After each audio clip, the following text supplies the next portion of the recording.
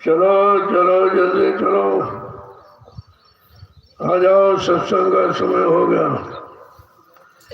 सत्संग बच्चों को आमने सामने रूबरू फेस टू फेस बैठ के सुन, ताकि बच्चों का असर प्रभाव सीधे मन पे पड़े।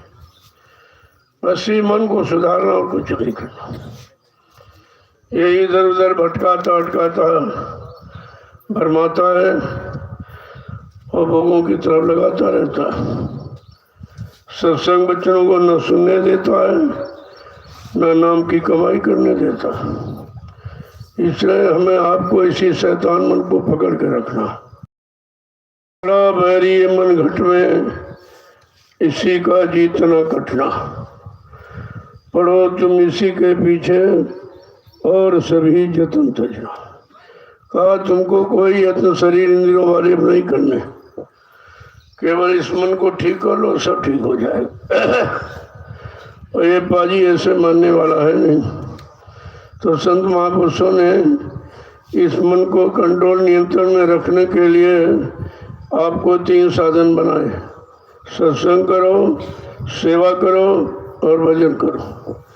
3 रास्ते में से अरे कोई तो एक रास्ते पर चलो। या सत्संग वचनों को सुनो, अगर उससे मन नहीं लगता है, वचनों को नहीं पकड़ता है, तो सेवा करो। फिर सेवा सबसे महत्वपूर्ण कलयुग में है। क्यों आप सत्संग सुनोगे तो नींद आ सकती, सुमरन ध्यान भजन में भी नींद आ जाती, लेकिन सेवा में नींद नहीं आती। सेवा इसलिए महत्वपूर्ण है कि उस समय आपका मन इधर उधर कहीं नहीं जाता, उस सेवा में लगता है, करता रहता है, तो उस समय शरीर के सभी अंग साफ हो जाते हैं। जब तन सब साफ होगा, मन साफ होगा, तो धीरे धीरे अंदर भी साफ होने लगेगा। पहले हमें आपको इस मन की निगरानी करनी है, ये कहाँ कहाँ जाता, सबसे ज़्यादा लगाव इसका कहाँ है, वहाँ से इसका नाता तोड़ दो, वहीं से इसको तोड़ना मोड़ना शुरू करें आप। तो धीरे धीरे धीरे धीरे ये सत्संग भी सुनने लगेगा, सेवा भी करने लगेगा और भजन भी करने लगा। ऐसे करने तो नहीं हो सकता, बगैर सेवा के तो भजन कोई कर ही नहीं सकता। क्योंकि सेवा से मन का अहंकार, गरुड़, घमंड सब खत्म होता है। इसी अहंकार जब आया, अहंकार किया करे सब बेकार। ये अहंकार जब प्रबल है आ जाता, जो सब कुछ करो सब बेकार कर देता है। इसलिए कहा कि बड़ा बैरी है मन घट में, तुम्हारा सबसे बड़ा दुश्मन, बैरी माने दुश्मन, तुम्हारा मन ही है। लेकिन तुम्हें कभी नहीं कहते हो कि हमारा मन खराब है। वही कहो पड़ोसी खराब, कभी ये खराब वो खराब, अरे ये कहो हमारा मन ही खराब। ये खराब ही क्यों सोचता है, ये खराब जगह जल्दी क्यों जाता, खराबी को क्यों अपनाता। इस अगर ये सब ध्यान में रखो तो धीरे धीरे इसको खराबी से अलग कर लोगे।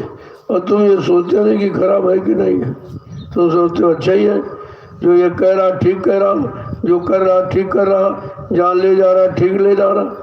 यही तो सबसे बड़ा भूल भ्रम है। इसी भूल भ्रम को दूर करने के लिए कलयुग में संत पधारे और उन्होंने कहा अभी तक तुमने मन का कहना माना तो यहाँ भोगों में जुटे पड़े हो, नहीं निकल पा रहे हो, समझ भी पैदा नहीं हो पा रही है। तो कहा कि सतगुरु कहे करो तुम सोई, और मन के कहे चलो मत कोई। अब जो सतगुरु समृद्ध दाता दयालु हमारी आपके जीवन को सार्थक करने के लिए, जीवन को चेतन का रूप देने वाली चेतन जीवात्मा को जगाने के लिए आए हैं, और वो हमें आपको नाम दान दिया, नाम युक्ति दी, उसी नाम की कमाई हमें आपको करनी है। अगर हम आप नाम की कमाई करने लगो तो फिर कितनी देर लगती है। लेकिन अभी मन इधर धाम की कमाई कर रहा, इधर भोगों में भ्रमण कर रहा है, तो इसको जब तक भोगों से मोड़ करके नाम योग में नहीं लगाओगे तब तक तो कुछ काम करेगा। इसलिए हमें आपको सब तरफ से हटाकर पढ़ो तुम इसी के पीछे। कहा तुम इसके पीछे पड़ जाओ, बिल्कुल इसके पीछे पड़ जाओ, और जहाँ लगा वहाँ से हटाना, और इधर की तरफ गुरु रास्ते पर इसको लगाना है, नाम की कमाई कराना है। जब नाम की कमाई करने लगेगा तो धीरे धीरे सब ठीक हो जाएगा। जय गुरुदेव, जय गुरुदेव, जय गुरुदेव, जय गुरुदेव। नाम किसका? प्रभु का। जय गुरुदेव। नाम किसका? प्रभु का। जय गुरुदेव। नाम किसका? प्रभु का।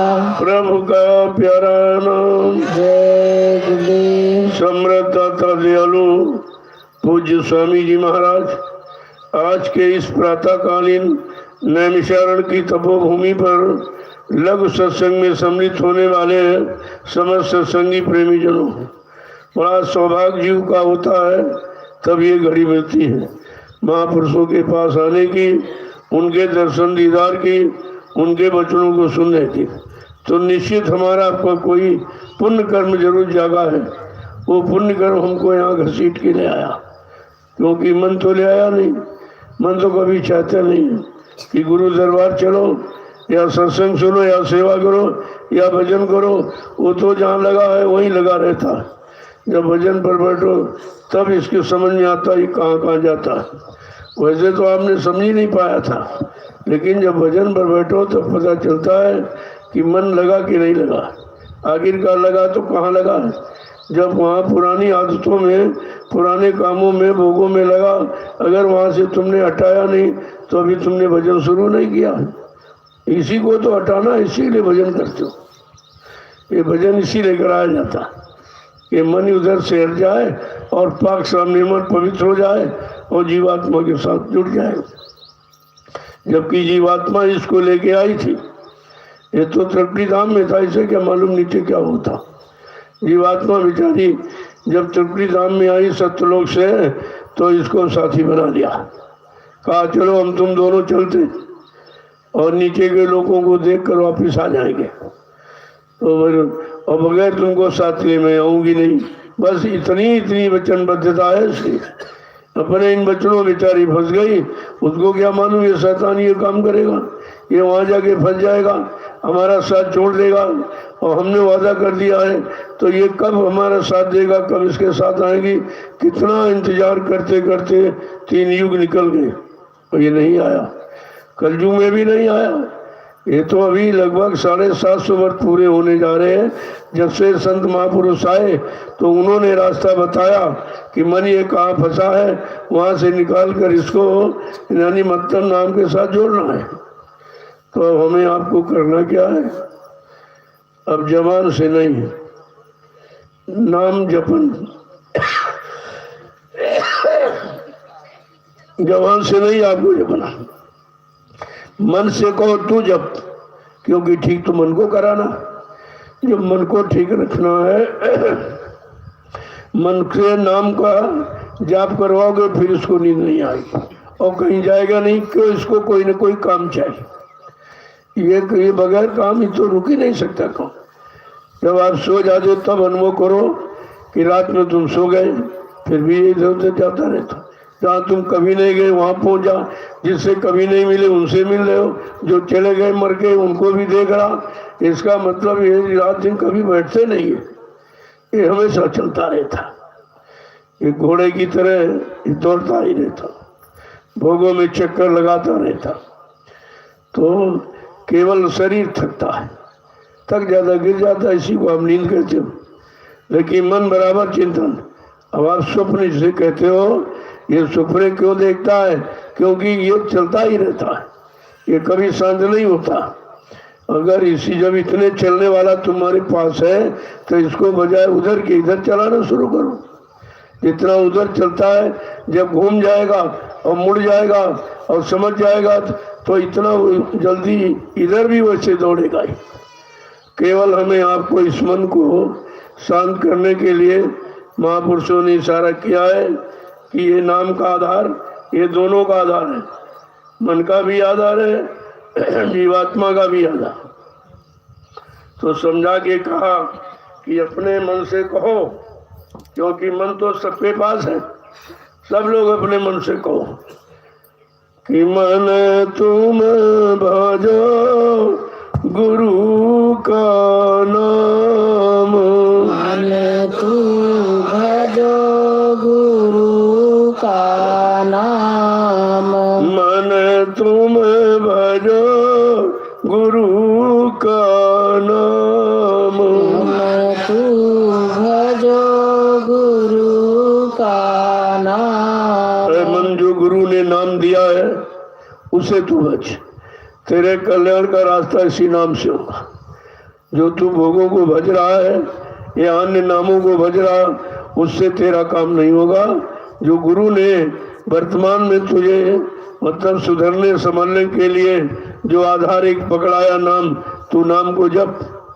तो क्या कह रहे हैं कि दया मेहर से नर तन पायो, दया मेहर से नर तन पायो, दया मेहर से नर तन पायो, दया मेहर से नर तन पायो। मत करना अभिमान, मत करना अभिमान, मन तुम भजो गुरु का नाम, मन तुम भजो गुरु का नाम। तो अब गुरु ने जो नाम दिया है उस नाम को भज, इसी नाम से तेरा कल्याण होगा, इसी नाम से तू अपने त्रिपुटी धाम पहुंचेगा। और जितने दिन से भोगों को भज रहा है यही भजनानी फंसा पड़ा हुआ। कहते तू ये मत समझे कि तुझको ये शरीर में आने का अवसर ऐसे मिल गया, उन्हीं की दया कृपा मेहरबानी हुई तब तुमको मानव तन मिला, और मानव तन में तुम्हें ये सौभाग्य दिया जा रहा कि इसी तन से अपना काम बना ले, फिर उससे तुझे किसी शरीर तन में आना नहीं पड़ेगा। और ये अभिमान मत करना कि मुझे माई से मिल गया, वो तो उनकी दया से मिला है।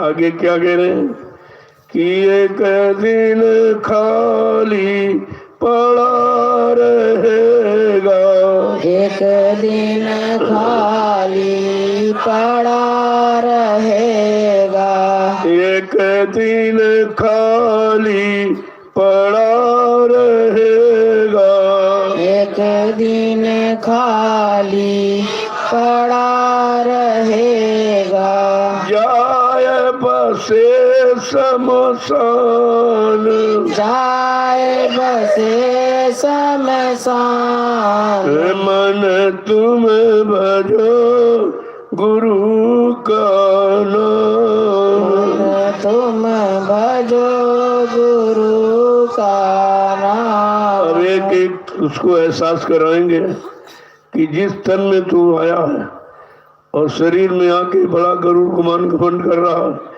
एक दिन ये भी तो खाली करा लिया जाए। ये तुझसे तुझको खाली करना पड़ेगा। तो तेरा ये मुस्तकिल मुकाम नहीं है और तू तेरा बसेरा भी शमशान भूमि में हो जाएगा शरीर का। आगे क्या कह रहे हैं कि जो धन तुमको दिया गुरु ने, जो धन तुमको दिया गुरु ने, जो धन तुमको दिया गुरु ने, जो धन तुमको दिया गुरु ने, इससे कर कुछ काम, इससे कर कुछ काम, मन तुम भजो गुरु का नाम, तुम भजो गुरु का आयो जो नाम धन अमोलक धन, जीवात्माओं के धन का दान, तो ये नाम धन तुझे अमोलक मिला, इससे कुछ कर ले, इसकी कुछ कमाई कर ले। जब तू नाम की कमाई करेगा, ये किसी ही कमाई तुझे तेरे घर सबकी धाम पहुंचा देगी। जो यहाँ तू कमाई के चक्कर में रात दिन पड़ा है, रुपया है, पैसा है, जमीन है, ये और वो है, कहते ये तो सब यही रह जाएगा, ये तेरे साथ कुछ नहीं जाएगा। और जिस शरीर में तू गुरा पा करके गरुड़ गुमान घमंड कर रहा है, ये शरीर भी जला के राख कर दिया जाएगा। इसलिए गुरु ने जो अवसर मौका तुझे दिया और ये नाम की कमाई का, यही नाम कमाई कर और इसी से तू पूरे घर चला जाएगा। सारी मुसीबत आपत्ति तेरी इसी नाम से ही खत्म हो जाएगी। इसी तो कहा कि नाम की कितनी बड़ी माया। ब्रह्म राम ते नाम बड़ वरदायक वरदान, कहते ब्रह्म से भी और ईश्वर से भी और महाकाल से बड़ा ये नाम जो गुरु ने दिया। इतनी बड़ी दौलत, इतनी बड़ी अमानत धन हमें आपको मिल गया, लेकिन हम उसकी कीमत नहीं समझते। राम ने सका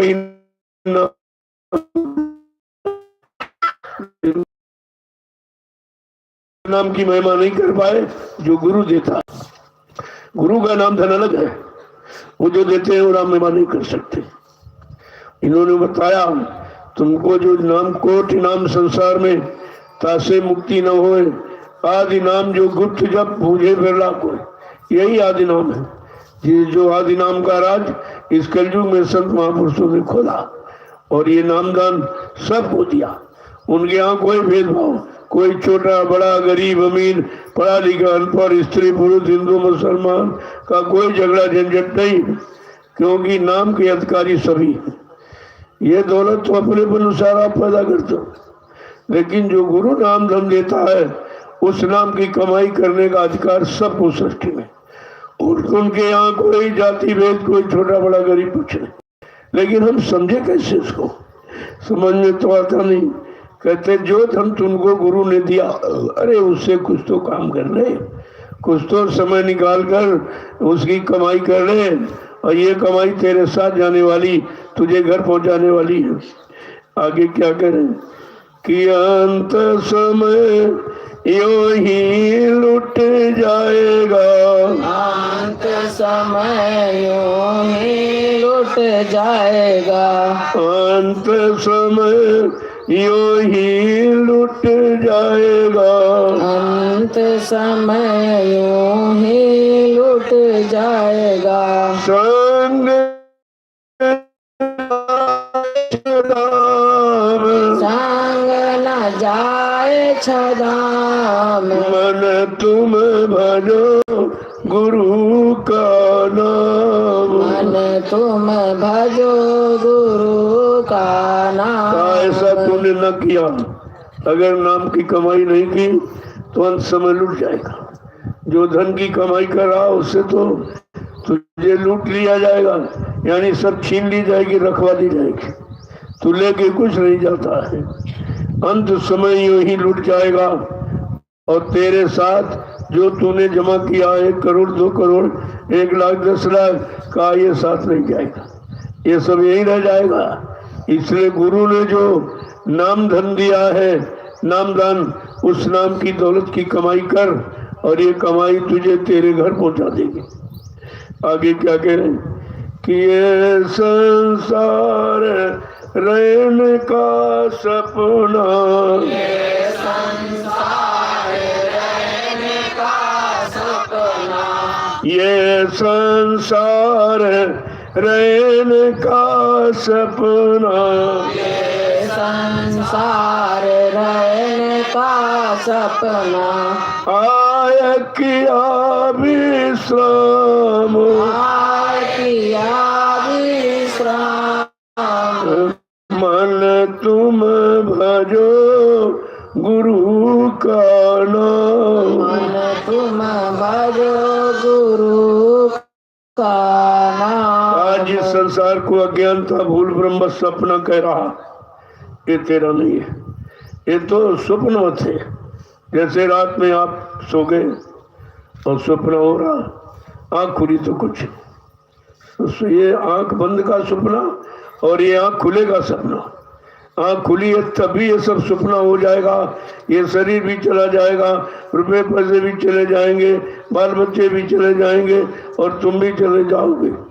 यहाँ कोई रहने वाला नहीं है। इसीलिए कहा ये सब क्षणभंगुर है, ये बिल्कुल नासमान है, क्षणभंगुर है। जल बिंदु की सदृश क्षण मात्र में विलीन हो जाएगा और तुम रोते धोते प्रायश्चित करके रह जाओगे, फिर तुम्हारे हाथ कुछ लगे ना। अरे भाई जब बता दिया गया, समझा दिया गया, जानकारी दोनों तरफ की दे दी गई, इधर शरीर की भी और मन की भी, और इधर जो कमाई कर रहे हो उस सामान की भी सब जानकारी दे दी गई। ये जितना जो भी आप इकट्ठा करते हो ये तुम्हारा नहीं, दूसरे का सामान है। हम जीवन भर दूसरे का सामान इकट्ठा कर रहे और अपना अपना कह रहे हैं। यही हमारी भूल, यही हमारी सबसे बड़ी अज्ञानता है। संत महापुरुषों ने इसी अज्ञानता को दूर करने के लिए सत्संग जारी किया और एक एक वचन को ऐसे समझाते हैं कि बिना पढ़ा पड़ जाता। अगर का पढ़ा लिखा नहीं है तब भी अध्यात्म विद्या बहुत सरल है, ये बिल्कुल समझ में फट से आ जाती। लेकिन अगर इस समझदारी के साथ हम इसका प्रयोग करें तो हमारा जीवन सार्थक हो जाए। इस कमाई से सार्थक नहीं होगा, ये तो कमाई चोर चुरा लेगा, भाई बंधु सब बंटवारा करा लेंगे, अग्नि जला दे सकती है, पानी बहा सकता, हवा उड़ा सकती। लेकिन ये दौलत ऐसी है जो गुरु के द्वारा मिली, का ये न तो चोर चुरा सकता है, न हवा उड़ा सकती, न अग्नि जला सकती, न पानी बहा सकता, न कोई भाई बंधु बिरादर यानी इसका बंटवारा करा सकता। ऐसा अमोलक धन ये सदगुरु दयाल ने हमें आपको दिया, लेकिन हम आप उसकी महिमा नहीं समझते, न नामदान की महिमा समझते, न नामदान देने वाले की महिमा समझते। तभी तो अज्ञानता में हम फंसे पड़े। निकालने वाला निकाल रहा, लेकिन हम फिर वहीं जैसे किसी को जगाओ और फिर सो जाता, फिर जगाओ फिर सो जाता, ऐसे ये बार बार जगाया जा रहा, लेकिन ये उसी में जाके गिर जाता है, उसी में जाके बिल्कुल सो जाता है। फिर इसको वचन याद नहीं रहते कि हमें क्या सुनाया गया, क्या समझाया गया, हमसे क्या छोड़ने को कहा गया, क्या पकड़ने को कहा गया, ये कुछ समझी कहाँ रहा। तो इसी मन को समझाना और किसी को नहीं, पड़ोसी पड़ोसी को नहीं, इस मन को समझाना। तो समझा के क्या करें, अंत समय योगी लूट तो तुमको सब लूट ले। शरीर उधर शमशान भूमि में जला कर दिया जाएगा और धन दौलत जो तुमने इकट्ठा की वो सब छीन लेंगे और मकान से तुमको निकाल कर बाहर करेंगे। तू मकान में नहीं रह सकता, तू गांव मोहल्ले में नहीं रह सकता, तेरा आवास निवास शमशान भूमि होगी।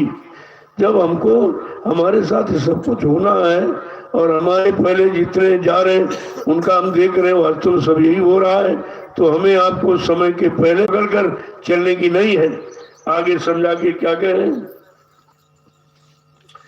कहते ये संसार रैन का सपना का, ये सारा संसार स्वप्नवत है। जैसे सपना देखते रहा, सुबह आंख खुलती कुछ है, ऐसे जो तुम खुली आंख से देख रहे हो ये खुली आंख वाला सपना है, और वो बंद आंख वाला सपना रात्रि का, और दिन का खुली आंख वाला सपना है कि हम सब देख रहे हैं कि जमीन हमारे नाम, मकान हमारे नाम, ये सब हमारे नाम, बैंक बैलेंस हमारे नाम, लेकिन हमारे साथ जा तो कुछ नहीं रहा। ये कैसा नाम है, ये कैसा हमारा नाम है कि हमारे साथ कुछ नहीं जा रहा, मकान भी नहीं जा रहा, दुकान भी नहीं जा रही, कोई स्त्री पकड़ा ये हमारे वो भी साथ छोड़ दे रहे, हमारा साथ कोई नहीं दे रहा। ये तो अंत समय में समझ आती है, लेकिन उस समझ काम क्या करेगी। जीवन निकल गया तब जीने का ढंग आया, तो उससे लाभ क्या होगा। जीवन रहते रहते हम सब सीख लें, समझ लें, क्या करना वो कर ले, क्या छोड़ना उसे छोड़ दे, किधर जाना उधर चल पड़े, किधर नहीं जाना उधर विराम ले लें।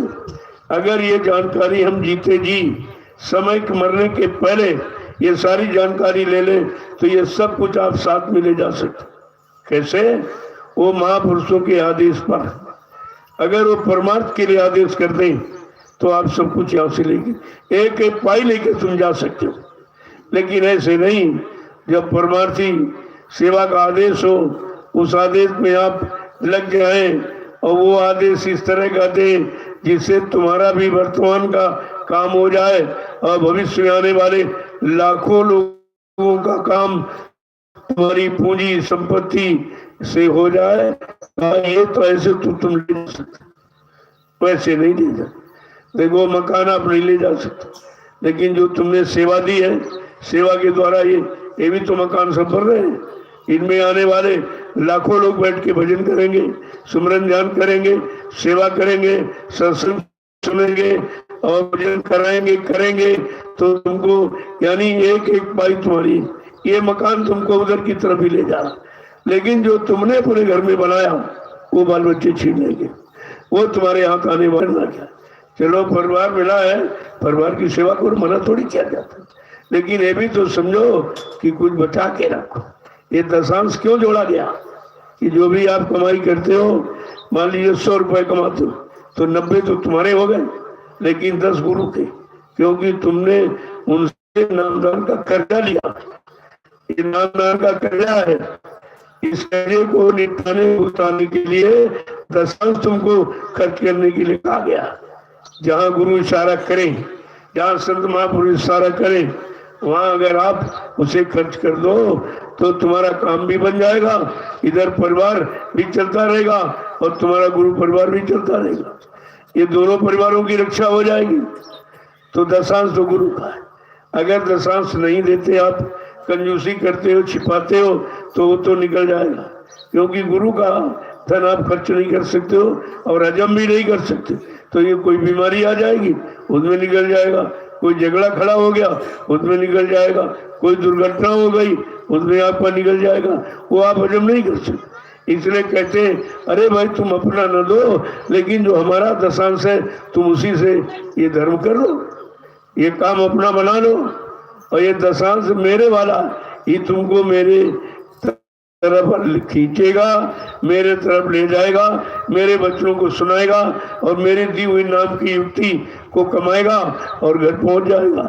लेकिन तुम्हारा जो 90 तुमने रखा वो कुछ नहीं करेगा, वो सब यही रह जाएंगे। देखो दशांश का कितना बड़ा, और दशांश आप निकालते नहीं तो भी परेशान हो। तुम्हारी परेशानी का मूल कारण यही है, जो आपने नामदान लिया वो कर्जा आया, उस कर्जे के भुगतान के लिए कहा कि अपनी कमाई का दशा निकालते रहोगे, काम बनता रहेगा, परेशानियां नहीं आएगी, बीमारियां नहीं आएगी, लड़ाई झगड़े में नहीं फंसोगे, दुर्घटना नहीं होगी, अकाल मौत में नहीं जाओगे। दशांश कितना बड़ा काम कर रहा, और जो 100 में 90 रखे वो कोई काम नहीं कर रहे, वो तो आपका कोई काम नहीं इधर कर रहे।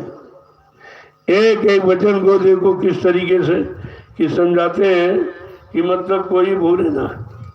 आगे समझा के क्या कह रहे हैं कि 4 दिनों के सब संगी हैं, 4 दिनों के सब संगी है, 4 दिनों के सब संगी हैं, 4 दिनों के सब संगी है, अंत न आवे काम, अंत न आवे काम, वे मन तुम भजो गुरु का नाम, तू भजो गुरु का नाम। आज जो रिश्ते नाते जिनको अपना अज्ञानता भूल भ्रम कह रहे हो, ये 4 दिन के साथ। 4 दिन का मतलब आपके शरीर की 4 अवस्थाएं देखो, बचपन, किशोरावस्था, जवानी और बुढ़ापा, ये 4 अवस्थाएं आपकी का 4 दिन तुम्हारा साथ करेंगे और एक से बाद साथ छोड़ दें। और ये 4 दिनों में अपना काम करवाएंगे तुमसे। तुम्हारा काम कोई नहीं करेगा, तुम्हारे साथ कोई नहीं जाएगा, सामान रुपया पैसा तुम्हारे साथ नहीं बांधेगा, अपना काम भी कराएगा और जो तुमने कमाया वो छीन भी लेगा। तो तुम्हें क्या मिला? तुमने जीवन में क्या किया? जो कमाया वो भी छीन लिया, और मतलब यानी और तुम्हारा साथ भी नहीं दे रहे। अरे कम से कम कमाई रही तो साथ तो दे दो, लेकिन वो साथ नहीं कोई दे सकता, न साथ कोई आज तक गया। पति मरा पत्नी साथ नहीं गई, पत्नी मरी पति साथ गया नहीं, बेटा मरा भाई बाप साथ गया नहीं, बाप मरा बेटा साथ नहीं गया, भाई मरा तो भाई साथ नहीं गया। यहाँ तो कोई किसी का साथी नहीं है। इसीलिए समझा के महापुरुष कह रहे हैं 4 दिनों के सब साथी, हमारा आपका साथ। ये सब 4 दिन जब तक शरीर में जीवात्मा रहेगी और ये 4पन शरीर में रहेंगे तब तक तुम्हारा साथ देंगे। इसके बाद तुमसे साथ यानी हटा लेंगे, रिश्ता तोड़ देंगे।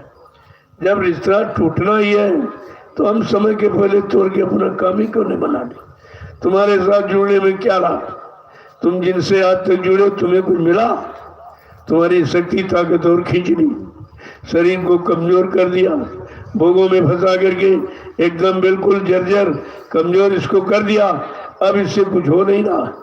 तो समय रहते जागो, समय रहते चेतो, समय रहते अपने काम में लग जाओ, उधर चल पड़ो। मीराबाई भी तो नारी थी, उसने परिवार देखा, परिवार के रिश्ते देखे, और वो तो मतलब नहीं राजघराने की थी, सब रुपया पैसे सब कुछ सोना चांदी सब देखा, लेकिन ये समझा कि ये सब देख तो रहे लेकिन साथ तो ये जाएंगे नहीं। केवल देखने के लिए, मिलने के लिए नहीं, और मिल करके कोई लाभ लेने के लिए नहीं, तो हम इससे रिश्ता क्यों रखें? धीरे धीरे धीरे वो संगतों में बैठने लगी, जाने लगी और सत्संगी साधकों का साथ करने लगी। अब वहां तो बड़ा अपमान होने लगा। तो कह रहे परिवार वाले कह रहे बड़ा अपमान कर रही, ये राजा रानी होकर के वो छोटे छोटे लोगों के पास बैठती, छोटी छोटी जातियों के पास, यहाँ से क्या अब दुनिया वाले क्या समझे कि वो कह दी सदगुरु ही काम बनावे, सदगुरु ही काम बनावे और काम नसावे, बाकी सब काम को नष्ट करने वाले। धीरे धीरे धीरे उसने छोड़ने का काम शुरू किया और उधर यानी सदगुरु की तलाश करने लगी कि भाई इसका जानकार कौन है, हमारा काम कराएगा कौन। इनसे छुटकारा लेने के बाद फिर हम किसका हाथ पकड़ें और किसकी तरफ जाएं और कौन मेरा काम करेगा। कहती खोजत खोजत मिले संत सदगुरु रविदास। जिंदियो नाम सैदानी, बड़ी खोज की बड़ी, तुम्हें तो कुछ खोजना भी नहीं पड़ा, तुम्हें तो बिना खोजे ही मिल गए, बिना बुलाए आ गए, बिना मांगे ही तुमको नाम का नमोलक दौलत दे दिया। वो तो बेचारी बहुत रोई, बहुत तड़पी, सब जगह उसने ठोकरें खाई, लेकिन धीरे धीरे धीरे धीरे कहते खोजत खोजत मिले संत सतगुरु रविदास, जिंदियो नाम सैदानी। उन्होंने दया करके, कृपा मेहरबानी करके कहा हमें नाम का सहारा दे दिया। आज सच्चा सहारा नाम का है, बाकी सारे सब झूठे। जिनको तुम अपना सहारा समझते हो और सारे जिनके बैठे हो, वो तुम्हारा सहारा नहीं है, वो एक दिन सब सहारा खत्म हो जाएगा। कहा तो उसने कहा कि रविदास जी मिल गए, उन्होंने नाम का सहारा दिया। ये नाम सहारा हमारा काम करेगा, ये नाम का सहारा जमीन जायदाद और मकान का सहारा, पति पत्नी बाल बच्चों का सहारा, ये तो एक दिन बेसहारा कर देंगे। हमारा कोई सहारा नहीं देगा, कोई साथ नहीं देगा, कोई संग नहीं जाने को तैयार नहीं होगा, सब तुम्हारा ये बीच में ही किनारा कर देंगे। महापुरुषों ने इसीलिए बताया सारे सारों की रिश्तों की जानकारी। कहा ये है रिश्ता। रिश्ता माने क्या? कहते नहीं घड़ा रिस रहा है, यानी फूटा है, धीरे धीरे बह जाएगा, खाली हो जाएगा। ऐसे ये रिश्ते हैं, ये धीरे धीरे धीरे सब खत्म हो जाएंगे। जब तुम बुढ़ापे में पहुंचोगे तो सारे रिश्ते से रिश्ते ही खत्म कर, और जैसे जीवात्मा निकली तो बिल्कुल खत्म। फिर तुमको देखना पसंद नहीं करेंगे।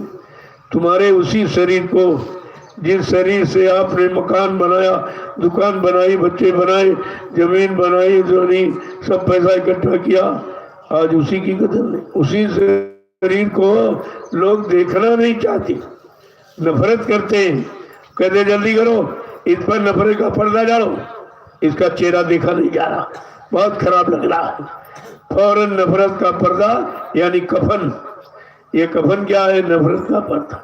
ये उड़ा देंगे, डाल देंगे, किसकी शक्ल दिखने लायक नहीं, और जल्दी करो इसको बांधो, बांध छोड़कर यहाँ से ले जाओ। इसलिए बांधो कि कहीं भूत बन के न रह जाए हमारे घर में। देखिए नफरत कितनी है, और किस तरह से बेरुखी तुम्हारे साथ हो और होगी। हम अगर ये बेरुखी को पहले ही समझ लें, पहले से अपना धीरे धीरे धीरे धीरे नाम कमाई में समय देने लगे, तो एक दिन हमारा काम ही हो जाएगा। फिर हमारी नफरत और वह से कोई मतलब नहीं रहेगा। वो समझ जाओगे तब तक आप जब नाम की कमाई करने लगोगे तो आपके अंदर बैराग पैदा हो, सच्चा बैराग, सच्ची विरक्ति। बी माने बिकारो, रिक्त माने खाली, सब बिकारो भोगों से यानी खाली हो जाओगे। ये सच्ची विरक्ति। देखो दो तरह की विरक्ति, एक तना विरक्ति, एक मना विरक्ति। अगर तन से कोई विरक्ति यानी 99% तन की विरक्ति ले रहे हैं, दाढ़ी बाल बढ़ा लिया, लाल पीला कपड़ा पहन लिया, छापा तिलक जनेऊ चंदन मंदिर लगा लिया, कहते ये साधु का रूप है। ये साधु का है? ये तो बनावट है, ये तो शरीर की बनावट, लिखावट, सजावट। साधु तो अंदर में बनोगे जब मन कर्म वचन यानी मन बुद्धि चित्त को साध लोगे, साफ कर लोगे, अरे तब तुम साधु बनोगे। जिसने काम क्रोध लोभ मोह अहंकार को जीत लिया वो साधु है। साधुता का मतलब है, अरे साधुता एक विचार है, और विचार अंदर में उत्पन्न होते, बाहर में तो होते नहीं। और ये सब के सब तना विरक्ति अपनाए, तरह तरह के चंदन बंदर है, ये सब बनावट सजावट दिखावट सब करते करते समय निकल गया।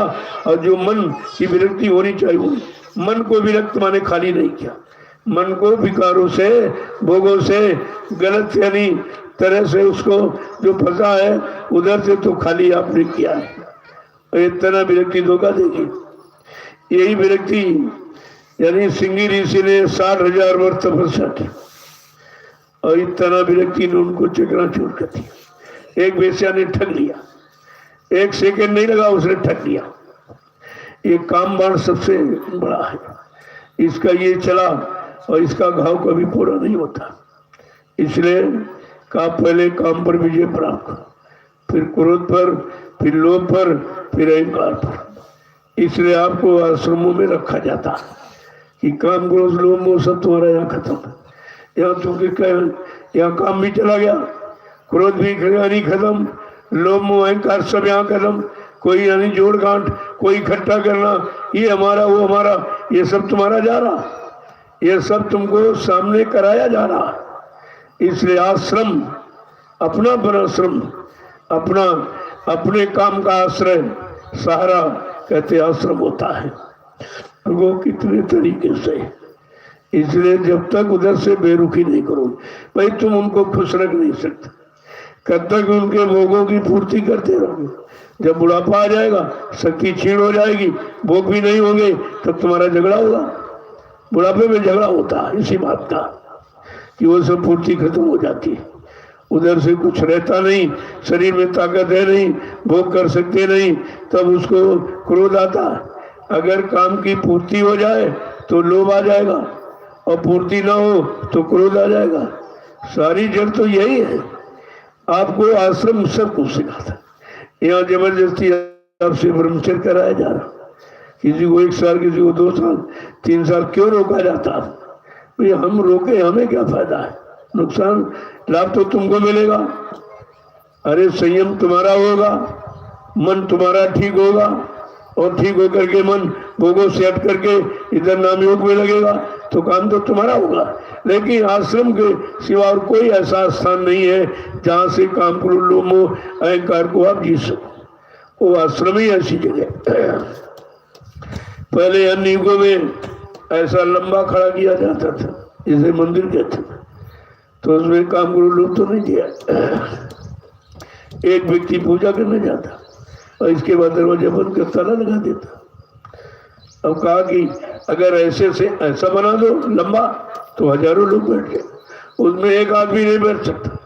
और रुपया उतरने लगा, समय उतरने लगा, परिश्रम उतना ही लगा, लेकिन काम उतना नहीं हुआ जो आश्रम से काम हुआ। कहा बजाय ऐसे के अब कलयुग में ऐसा बना दो, ये लंबा आश्रम का नमूना दे दो, इसमें हजारों लोग बैठेंगे, और बैठ करके उसमें केवल शरीर की पूजा करते हो, इसमें आत्मिक पूजा करेंगे, अपने आत्मा के कल्याण की। देखो कितना अंतर है।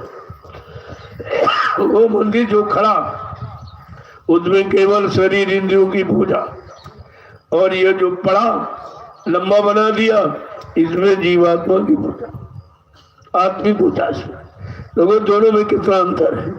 पहले अंतर को समझो, फिर तो भगा देगा, तुम ताला डाल देगा। लेकिन आश्रम में कितने लोग रह रहे हैं, कितने लोग यानी आत्मिक पूजा भजन कर रहे हैं, कितने लोग सेवा कर रहे हैं, ये कितने लोग सत्संग सुन रहे हैं। वहां तो कुछ नहीं, पैसा उतने, समय उतना ही खर्च हुआ, लेकिन वहां ये काम नहीं होगा जो आश्रम में कलयुग में होगा। इसलिए कलयुग समनयान युग जो नरकर विश्वास, इसलिए कलयुग के समान अच्छा युग कभी नहीं आया। उन तीनों युगों में ये शिक्षा तालीम, ये मतलब नाम की कमाई, नाम का आधार था ही नहीं, क्योंकि ये संत महापुरुषों के पास और कलयुग में संत आए और किसी युग में आए नहीं थे। तो संतों ने कहा कलयुग समनयान युग, कलयुग के समान दूसरा अच्छा युग जीवात्माओं के उद्धार का कोई नहीं रहा। क्यों कहे, लेकिन तुमको महापुरुषों पर विश्वास है।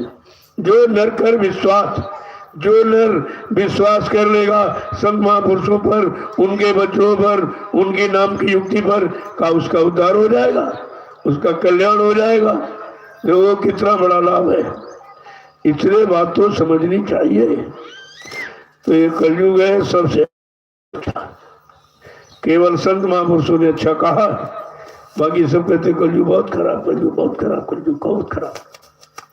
संतों ने कहा बहुत अच्छा, बहुत अच्छा, बहुत अच्छा, लेकिन अच्छा तो कहा, फिर इसको भगा क्यों रहे? कहा अगर कलयुग अच्छा है तो कलयुग जाने की बात क्यों कर रहे हैं, सतयुग लाने की बात क्यों नहीं? अच्छा कहते अगर कलयुग ना हो तो मैं नहीं आता, इसलिए कह रहे हैं अगर कलयुग ना होता तो मुझे आने की जरूरत नहीं थी। तो कहा इसलिए कि हम आए हैं इसलिए अच्छा है, लेकिन इसको अगर भगाएंगे नहीं तो तुम इसी में फंसे रहोगे, ये तुमको निकलने नहीं देगा। ये बात केवल संत महापुरुषों ने बताई, किसी ने बताई। न ब्रह्मा ने, न विष्णु ने, न शंकर, न राम पे, न देवी देवता, न हट मंदिर, गिरजा, गुरुद्वारा और रामायण, ज्ञानी, गीता, पुराण, कुरान किसी ने नहीं बताई। ये बात किसी ने नहीं बताई, ये तो संत महापुरुषों ने दया करके कहा। कलयुग समने आन युग जो नर कर विश्वास, कलयुग के समान जीवात्माओं के लिए कोई अच्छा युग नहीं अगर तुम संत महापुरुषों पर विश्वास कर लो। आपने विश्वास नहीं किया तभी तो हट गए, एकदम मथुरा खाली कर दिया, ऐसा भग गए जैसे कोई आफत आने वाली, न सोचा न समझा न विचारा, और एकदम मतलब यानी सबके अंदर शंका भूल भ्रम पैदा हो गई कि गुरु चले गए, गुरु चले गए। अरे ये तो सोचते जो जिन तुम्हारा हाथ पकड़ा वो चला कैसे जाएगा, फिर तो वादा खिलाफी हो जाएगी, फिर वो झूठा हो जाएगा, सारा संत समाज, सारा गुरु समाज झूठा हो जाएगा। अगर ये ऐसा हो जाए तो कम से कम विचार करना चाहिए।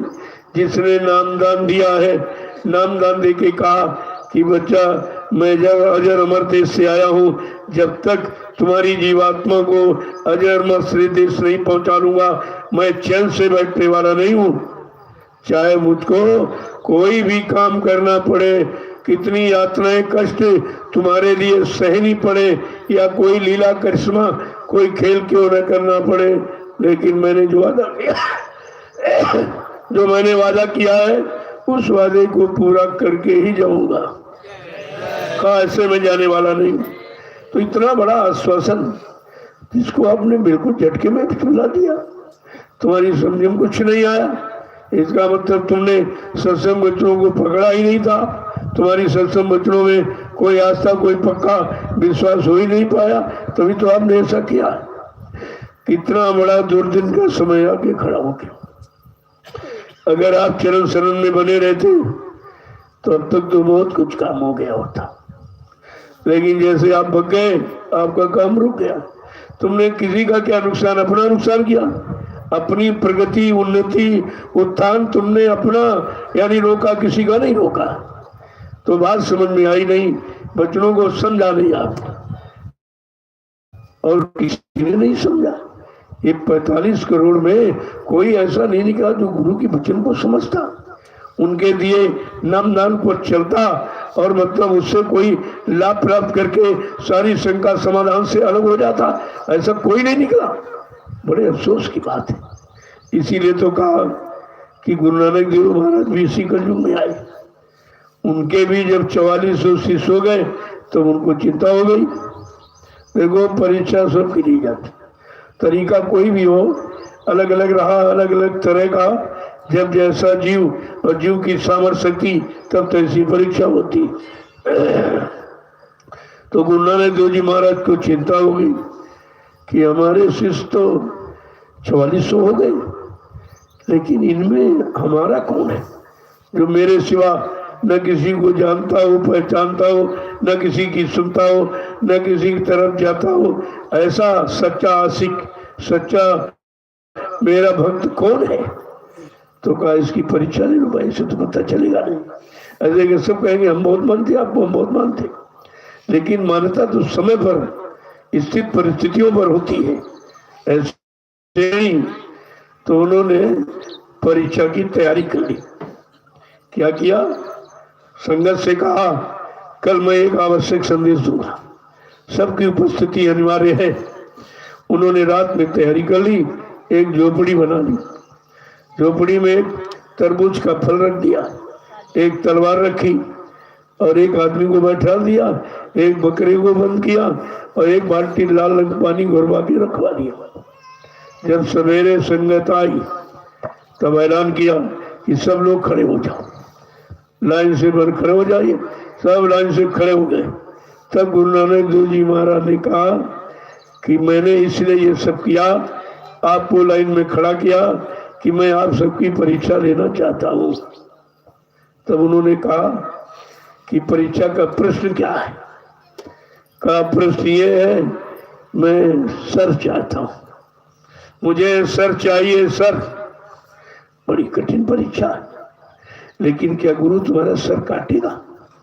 क्या सर तुम्हारा लेके अलग कर देगा शरीर से? मतलब सर का नहीं लोग समझ पाए। यानी इतनी बड़ी कुर्बानी क्योंकि गुरबाणी में लिखा है शीश दिए गुरु मिले तो अभी सस्ता। अगर गुरु के मिलने में हमारा ये सिर चला जाए तो ये सस्ता सौदा।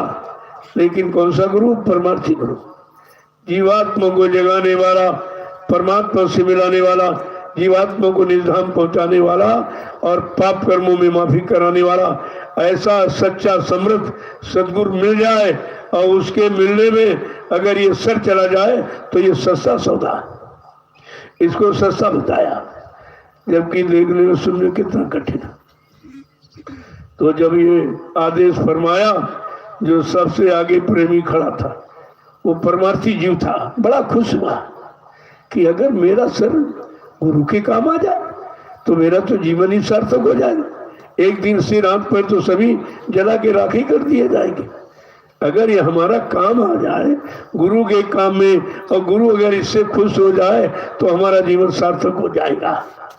तो वो तो हंसते हंसते अंदर चला गया। तो वहाँ पहले से प्रेमी बैठा गया था, उसने तलवार उठाई और तरबूज पर मारी तो खच की आवाज। लोगों ने समझा सर कट गया इसका। फिर जो है एक लोटा जो लाल रंग हो रहा था, एक लोटा वो यानी लाल रंग फैलाया तो बाहर निकल के आया। तो लोगों ने कहा ये पक्की बात, बिल्कुल इसका सब चला गया। ये तो चला गया, ये गया काम से, जबकि काम बन गया और तुम मेरे काम गया। केवल तुम्हारा भाव देखा जाता, तुम कितने पक्के हो, कितने दृढ़ी हो, कितने कृतज्ञ हो, ये देखा जाता है। ऐसे नहीं वो मतलब यानी वो अंदर इसी तरह से कहते 4 और गए अंदर। जब छठे का नंबर आया तो गुरु नानक देव जी फिर कहा अरे भाई हमको सर चाहिए सर। तो एकदम बगदल मच गई, सब भग खड़े हुए। अरे भैया वो गए तो गए, उनका सर कट गया, ये हो गया और सब भग खड़े। सब शंका संदेह बोल भ्रम में चले। जो दयालु है वो सिर काटेगा। ये काटना पीटना मारना ये काल शक्तियों का काम है, ये दयाल शक्ति का काम नहीं है। लेकिन मन कितना कच्चा था, जिनका मन कच्चा धोखा दे दिया। जिसने मन से गुरु को नहीं पकड़ा था, गुरु पर विश्वास नहीं किया था, गुरु को अपना नहीं बना पाया, वो सब कच्चे मन के सब पकड़े, सब चले गए। जब गुरु नानक जी महाराज का इतिहास बना, कहते 5 प्यारे, 5 प्यारे निकले। 4400 शिष्यों में 5 प्यारे। लेकिन बाबा जय गुरुदेव जी महाराज के 45 करोड़ शिष्यों में, चेलों में एक भी गुरु का प्यारा नहीं निकला। बड़े अफसोस की बात है कि 45 करोड़ में गुरु का प्यारा एक भी नहीं निकला। कोई गद्दी का प्यारा, कोई सामान का, कोई जमीन का, कोई आश्रम का, कोई धन दौलत का प्यारा निकला, लेकिन गुरु का प्यारा एक भी नहीं निकला। कितने बड़े अफसोस की बात कि गुरु नानक देव जी महाराज के 4400 शिष्यों में कम से कम 5 तो निकल आए, यहाँ तो एक भी नहीं निकला। एक भी नहीं निकला करके उल्टा सीधा प्रचार किया करा, वो तो मर गए, वो मर गए, चले गए, कभी नहीं आएंगे। ये और प्रचार शुरू करती। अरे तुम चले गए थे तो कम से कम गुरु को पर कलंक तो न लगाते, उनको बदनाम तो न करते, उनको मौत की सजा तो न देते। इतना तो तुम्हारे अंदर रहम होना चाहिए था। लेकिन देखा गया किसी में गुरु के प्रति रहम नहीं, कोई रहम नहीं। अगर रहम होता तो अपने गुरु पर इतना भारी कलंक, आप इतनी बदनामी, झूठ बोलने वाला और मतलब दगा देने वाला नहीं देते। आप ये कुछ नहीं करते, लेकिन सबने यही किया। ये कितनी बड़ी परीक्षा है कि एक भी नहीं निकला। और वहां तो सर मांगने की बात थी, यहाँ तो कुछ मांगा भी नहीं है, तभी भग गए। बगैर मांगे यानी भग गए, जबकि दिया गया और इनका सब कुछ किया गया और उसके बदले कुछ नहीं लिया गया और फिर भी नहीं टिक पाए, फिर भी सब भग गए। और इस दरबार में भी आप देखते हो यहाँ कितने आए चले गए और कितने भी चले जाएंगे, क्योंकि जो स्वार्थ लोलुपता लेके आया वो लंबे समय तक नहीं रुक सकता। जब तक स्वार्थ निकलता तब तक रहता। यहाँ भी कितने आए, अब सबको हमने दिया लिया कुछ, उनको दिया गया, लिया कुछ नहीं, फिर भी नहीं टिक पाए। अरे तुम्हें मिल रहा था, ले रहे थे, बदले में कुछ नहीं देना था, तभी तो टिक पाए। कहते नहीं, संत शर्म इतनी गंदी नहीं है जो इस ऐसे विचारों के लोग यहाँ ठहर सके। यहाँ कोई परमार्थी समझेगा, कोई संत सिपाही जो द्वार तुम्हारे आया, ऐसा कोई रुकेगा जिसमें परमार्थ के सिवा और कोई भावना नहीं। अभी तो स्वार्थ की भावना, तो हमने कहा भाई मेरे यहाँ तो कोई मंत्री अध्यक्ष तो बनाए नहीं जाते, ये काम यहाँ नहीं होता, ये स्वार्थ है, इसमें तुम फंस जाओगे, बिगड़ जाओगे, कुछ नहीं कर पाओगे। उधर यही तो हुआ, 10,000 वक्ता दूरदर्शी के उत्तर प्रदेश में बनाए गए थे। लेकिन मैं जब 28 मई को निकला, कल थी वो कल की तारीख थी 28 मई कल, अब ये 9 वर्ष पूरे हो गए मुझे संदेश प्रसारण करते करते। और तो मतलब यानी कोई नहीं टिका, कोई मिला ही नहीं। वो 10,000 वक्ता पता नहीं कहाँ चले गए। मैं निकला तो कोई नहीं मिला, क्योंकि वो थे बकता, वो बकते थे केवल। वक्ता देखो बार हुआ में कितना फर्क। वक्ता जो वक्त और समय की जानकारी लेता है और रखता है और चल करके अपना काम बना लेता है, और जो लाभ मिलता है उस लाभ को सब जीवों के समक्ष रखता है, उसे वक्ता कहते हैं। और वक्ता जो बातों को बक दे वो वक्ता होता है। ये सब बकने वाले थे तो कोई नहीं मिला। मैंने पूरे हिंदुस्तान में कार्यक्रम किया, ऐसा नहीं, कोई चोरी से नहीं, शासन प्रशासन से परमिशन लेकर।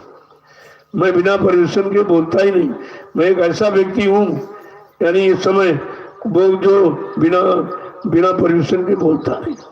मैं मंच पर भी नहीं जाता, इतनी मर्यादा का पालन करता, यानी आचार संहिता का पूरा पालन, शासन प्रशासन के पूरे आदेश के अनुसार चलना, उनके आदेश का पूरा पालन करना, ये मैं ही करता। ये सब जानते। 9 वर्ष में चाहे मीडिया पत्रकार हो, सब कार्यक्रमों की सूचना मैंने दी। मैं इसीलिए परमिशन नहीं लेता हूँ। और परमिशन किस बात? परमिशन माने इंफॉर्मेशन, उनको सूचित करता हूँ, सूचना देता हूँ कि देखिए मैं ये काम करने जा रहा हूँ, या संपूर्ण देश के प्रेमियों को ये संदेश देने जा रहा हूँ, जिसकी आज भी जरूरत और भविष्य में सबसे ज्यादा जरूरत पड़ेगी। लेकिन किसी ने सुना नहीं था, ये बात किसी की समझ में आई नहीं, क्योंकि ये मानव बुद्धि के परे है। जो मानव सोच रहा है, स्वार्थ लोभ लालच में रह रहा है, वो इसमें है नहीं, तो इसलिए उसकी बातें नहीं, बस की नहीं बात हुई। 9 वर्ष पूरे हो गए कल से, मैं बराबर समझा और आज भी दे रहा हूँ, अब भी आपके सामने कह रहा हूँ। मेरा तो उसमें लोभ लालच कुछ है नहीं। मैं को अपनी कोई मसूरी, अपना कोई प्रचार तो करता नहीं। लोग कहते हैं अरे इनको अपने नाम का प्रचार करना चाहिए। मैंने कहा अपने नाम का प्रचार करना चाहिए कि गुरु के नाम का प्रचार करना? गुरु ने क्या अपने नाम का प्रचार किया? या जितने संत महापुरुष आए उनका इतिहास उठाइए, क्या उन्होंने अपने नाम का प्रचार किया? उनके गुरु ने जो आदेश दिया उसी आदेश का पालन, जो उस समय वचन उच्चारण किए उन्हीं वचनों का प्रसारण किया है। ये अपना काम यहाँ करने थोड़ी आए, क्योंकि ये अपना प्रचार, अपने नाम का, गांव का प्रचार करना तो अपना स्वार्थ है। ये स्वार्थी है रास्ता, और ये है परमार्थी रास्ता। अरे भाई नाम तो माँ बाप कोई ना कोई रख ही देते, वो नाम उनके परिचय का, लेकिन वो नाम अलग है जिस नाम से तुमको लोग जानेंगे, जिस नाम से सच्चा काम होगा वो नाम अलग है। उसी नाम को तो प्रचार किया जाता। जब जय गुरुदेव नाम जगाया गया तब भी लोग निंदा करते थे, ओ बाबा जी जय गुरुदेव बन रहे, वो अपने को परमात्मा कहते, कि उस समय जय गुरुदेव नाम परमात्मा का कहा गया। लेकिन जब प्रभु का नाम आया, परमात्मा का नाम यानी सामाजिक व्यवस्था को ठीक करने तक सीमित, प्रभु नाम जीवात्मा को जगाकर प्रभु धाम पहुंचाने का। देखो दोनों नाम आपको बताए गए और दोनों का अलग अलग परिचय दिया गया, और दोनों का अलग अलग काम है। इतनी बड़ी महिमा जो एक नाम में 100 काम हो जाए। ऐसा अनोखा नाम आया समय से जगाया गया जो दो काम कर रहा, इधर समाज देश की सुरक्षा, उधर जीवात्माओं का सुधार। उनका काम देखिए, ऐसा अनोखा नाम ही आया। अब नाम की महिमा तो अभी तक लोग नहीं समझ पाए, जबकि नाम की कितनी बड़ी महिमा कही गई कि नाम ले तो भव सिंधु सुखाई, करो विचार सुजन मनमाई। ऐसे जो मन में विचार करो, वो कौन सा समय का नाम जो भवसागर यानी दुख तकलीफ सागर को सुखा देता है। कोई परेशानी नहीं, कोई दुख तकलीफ नहीं रहेगा, ऐसा नाम कौन सा।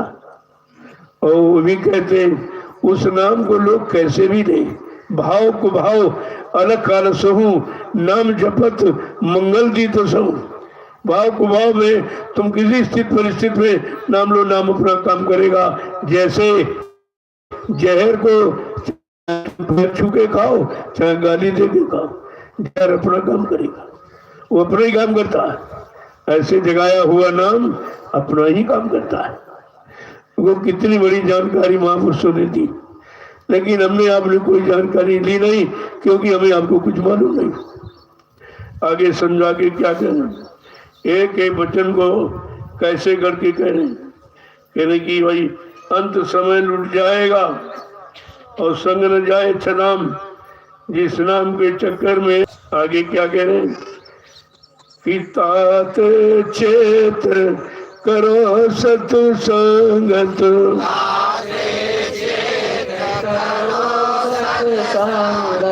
ताते चेत करो सत्संगत,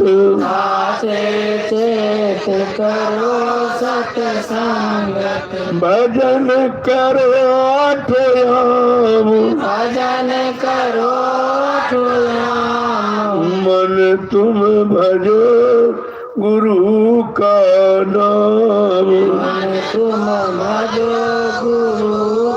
तेरे इससे जाग कर चेत कर होश में आके तुम सत्संग करो। जब सत्संग करोगे, सत्य का साथ करोगे, तो सत्य तुमको सही सच्चे रास्ते पर लाके खड़ा करेगा। ये सत्य का काम ही है। और कहते हैं कि भजन करो आठोया। अब आठोया में ये भी बात बड़ी विलक्षण है, क्योंकि जितने नाम आए उनको सीमित रखा गया। 1 घंटे यानी 8 घंटे काम करेंगे, फिर गृहस्थी का, फिर परिवार का करेंगे, फिर इसके बाद जब कोई काम नहीं होगा और सोने के पहले और भोजन के पहले कहते फिर नाम की कमाई, तो हम नाम की कमाई करेंगे। कहते नहीं, ये तो करोगे। अरे ये नाम ऐसा है, काम करते रहो, नाम जपते रहो। इसमें कोई अलग से कोई व्यवस्था तुमको नहीं करनी कि कोई मंदिर बनाना है, कोई मूर्ति लगाना है, कोई चंदन मंदिर लगाना, कोई अड़े पता से इकट्ठा करना, कोई अगरबत्ती लगाना, ऐसा कुछ नहीं। मनुष्य मंदिर है। शरीर से तुम परिवार समाज का काम करो और मन से गुरु का काम करो। मन से, क्योंकि मनुष्य में खाली रहता है। आप काम में लगे तो शरीर इंद्रियां काम कर रही, तो कहते अरे भाई शरीर इंद्रियां अपना काम कर रही, तुम काम करते रहो, नाम जपते रहो।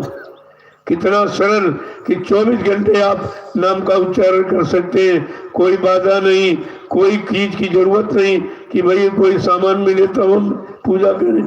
ऐसी सच्ची सस्ती पूजा किसी युग में किसी ने बताई नहीं है, जैसी बाबा जय गुरुदेव जी महाराज ने इस कलयुग में हम सब जीवों के लिए बताया।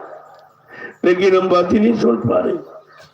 आगे क्या करें कि यही भजन तेरे संग चलेगा, यही भजन तेरे संग चलेगा, यही भजन तेरे संग चलेगा, यही भजन तेरे संग चलेगा। पावेगा विश्राम, पावेगा विश्राम, पावेगा आराम, पावेगा आराम। मन तुम भजो गुरु का नाम, मन तू भजो गुरु का नाम। क्या करें ये जो भजन करोगे साथ जाएगा।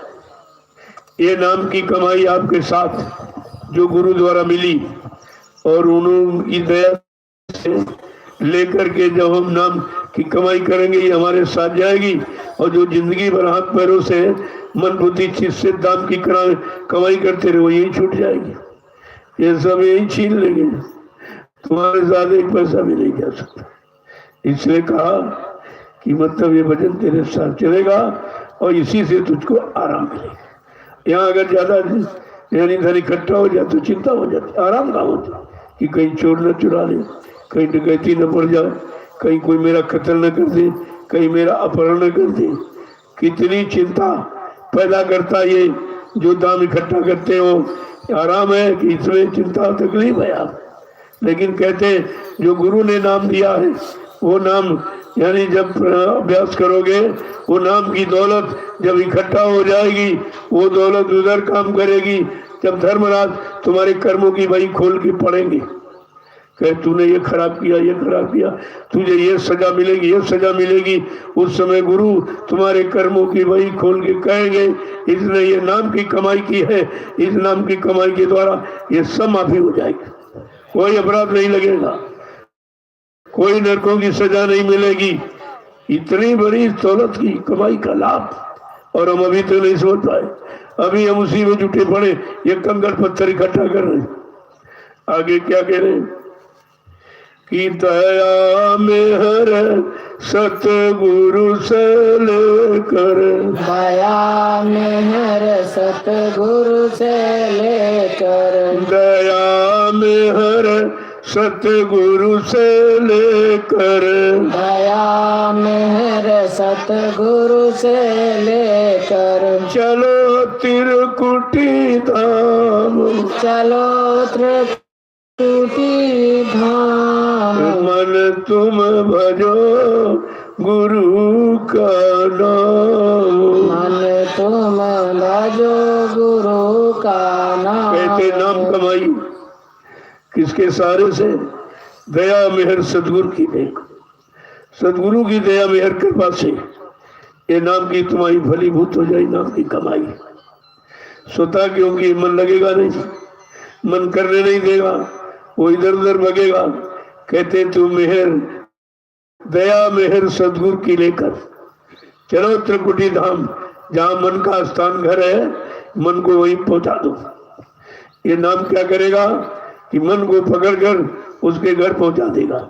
जो उसका घर है त्रिपुरी धाम, वहीं का रहने वाला है, वहीं पहुंचा देगा। तब इसको आराम विश्राम मिल जाएगी। आगे क्या कह रहे हैं? काल कर्म से बंधन छूटे, काल कर्म से बंधन छूटे, काल कर्म के बंधन टूटे, काल कर्म के बंधन टूटे, मिले पुरुष सतनाम, मिले पुरुष सतनाम, मन तुम भजो गुरु का नाम, मन तुम भजो गुरु का नाम। कहते जो काल माया ने मिलकर कर्मों का जाल बनाया, कर्मों के बंधनों में फंसाया, कहते जैसे तुम गुरु के द्वारा दिए नाम को भजोगे ये काल के सारे बंधन टूट जाएंगे। कोई बंधन तुम्हें बांध नहीं सकता। अगर मन बुद्धि चित्त को रोककर तुम नाम की कमाई यहाँ पर बैठ, यहाँ नहीं, ये मन का घाट, ये जीवात्मा का घाट, यहाँ पर बैठ कर जब नाम की कमाई करने लगोगे तो काल कर्म जितने भी काल ने कर्मों का विधान बनाया और कर्मों के जाल में बंधनों में हमें आपको बांधा और फंसाया, जैसे तुम गुरु के द्वारा दिए नाम को जपने बजने लगोगे तो ये सब बंधन खत्म हो जाए। कोई बंधन रह नहीं सकता। उस नाम के आगे कोई काल की चाल चल रही टिक नहीं सकती। ऐसा आपको दिया गया नामदान, लेकिन आपने कीमत नहीं समझी, न नामदान की कीमत न नामदान देने वाले की कीमत। तो इसीलिए तो भूल भ्रम में चले गए। अब ये संदेश कहीं नहीं मिला। तुम कहीं चले जाओ ये सत्संग कहीं नहीं मिलेगा। कहीं हो ही नहीं रहा।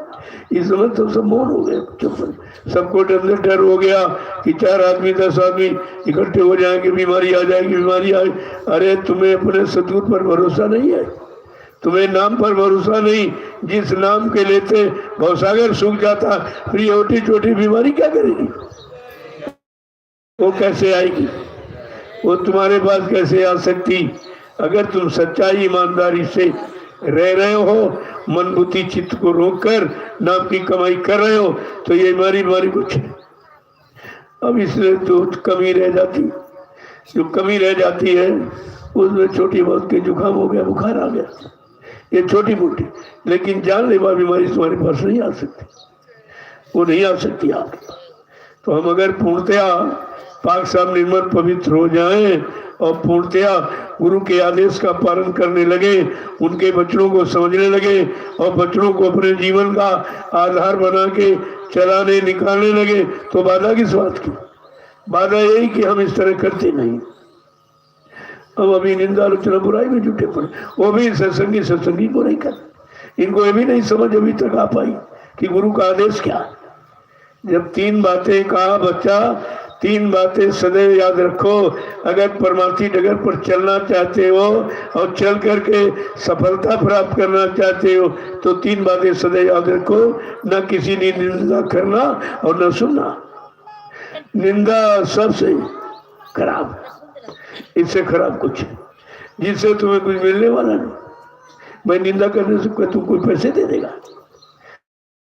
निंदा करने से क्या जाएगा या तुम्हारा सुधार हो जाएगा? जब तुम्हारा मन गंदा हुआ तभी तुमने निंदा की। पहले तुम गंदे हुए तब तुमने गंदगी का प्रचार किया।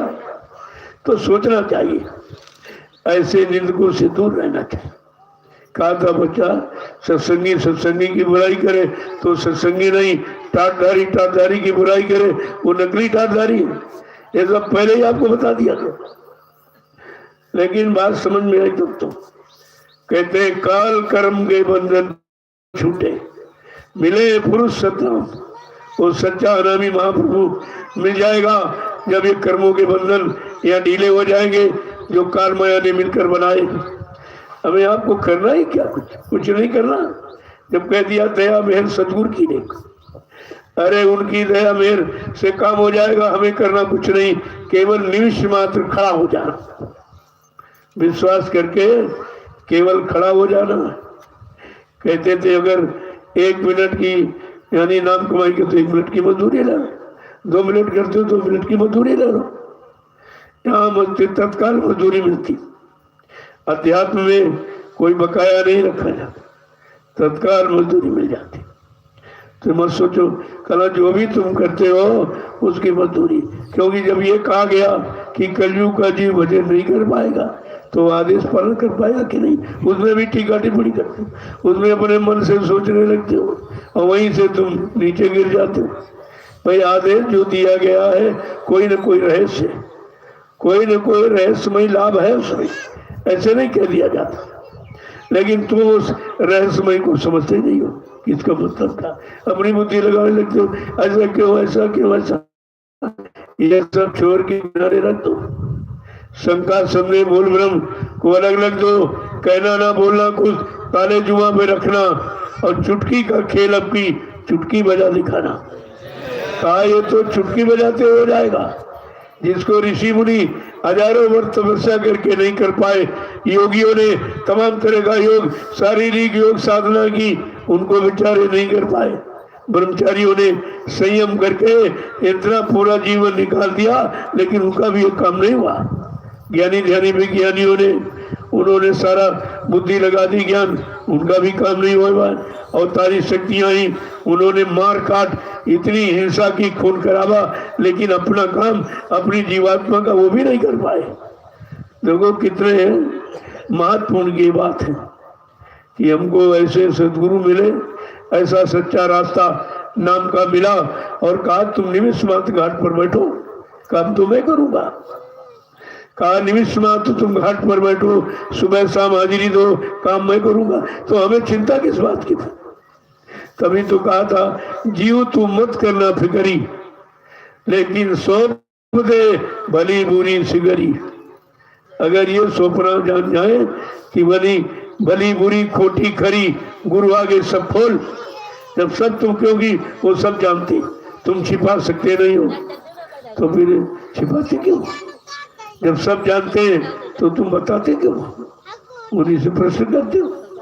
अरे वो सारे प्रश्नों का तुम्हें जवाब दे रहे हैं, सारी क्रियाओं का कर्म सिखा रहे हैं। कितनी शारीरिक इंद्रियों की क्रियाएं लोगों ने की और उससे कुछ नहीं हुआ। केवल एक आत्मिक क्रिया नाम की कमाई से सब काम हो जाए, तो इससे बड़ा और क्या है? जय गुरुदेव,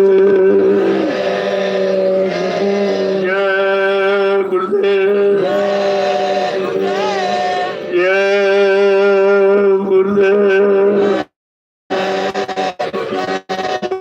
गुरुदेव नाम किसका, ये गुरुदेव नाम किसका, ये गुरुदेव नाम किसका, प्रभु का प्यारा नाम। खड़े हो जाइए। तो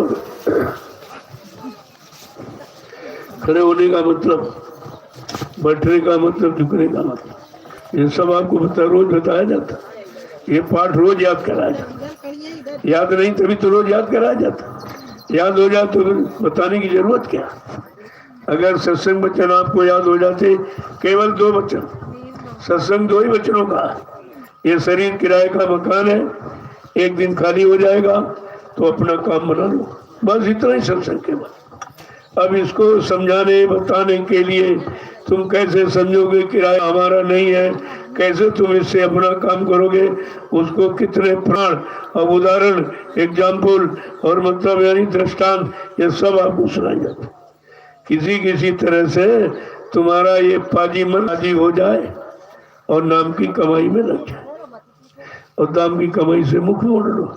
हाँ, उतना करो। और तुम अगर बिल्कुल नहीं करोगे और नाम की कमाई में लग जाओ तो तभी तुम्हारा पूरा हो जाए। कहा हम तुम्हें भूखा सोने नहीं देंगे, नंगा रहने नहीं देंगे, तुम्हारा पारिवारिक कोई कार्य रुकेगा नहीं, लेकिन बच्चा भजन करो। एक रास्ता हमें आपको गुरु ने दिया कि बच्चा तुम भजन करने लगो तो तुम्हारा कोई काम रुकेगा। बताओ, एक काम के बदले इतने काम। कहा सारी मनोकामनाएं तुम्हारी पूरी कर दी जाएंगी अगर तुम भजन करने लगो।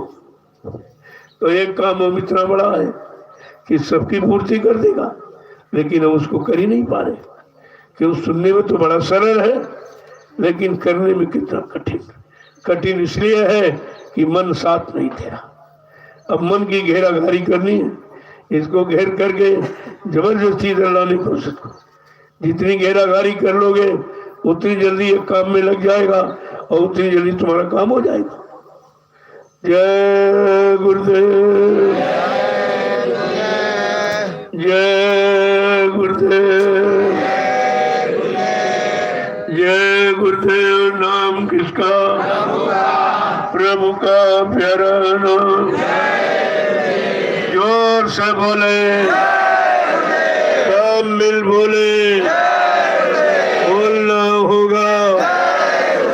अभी से बोले कि दर्द हरेंगे, सब कष्ट मिटेंगे, सुख शांति भी देंगे।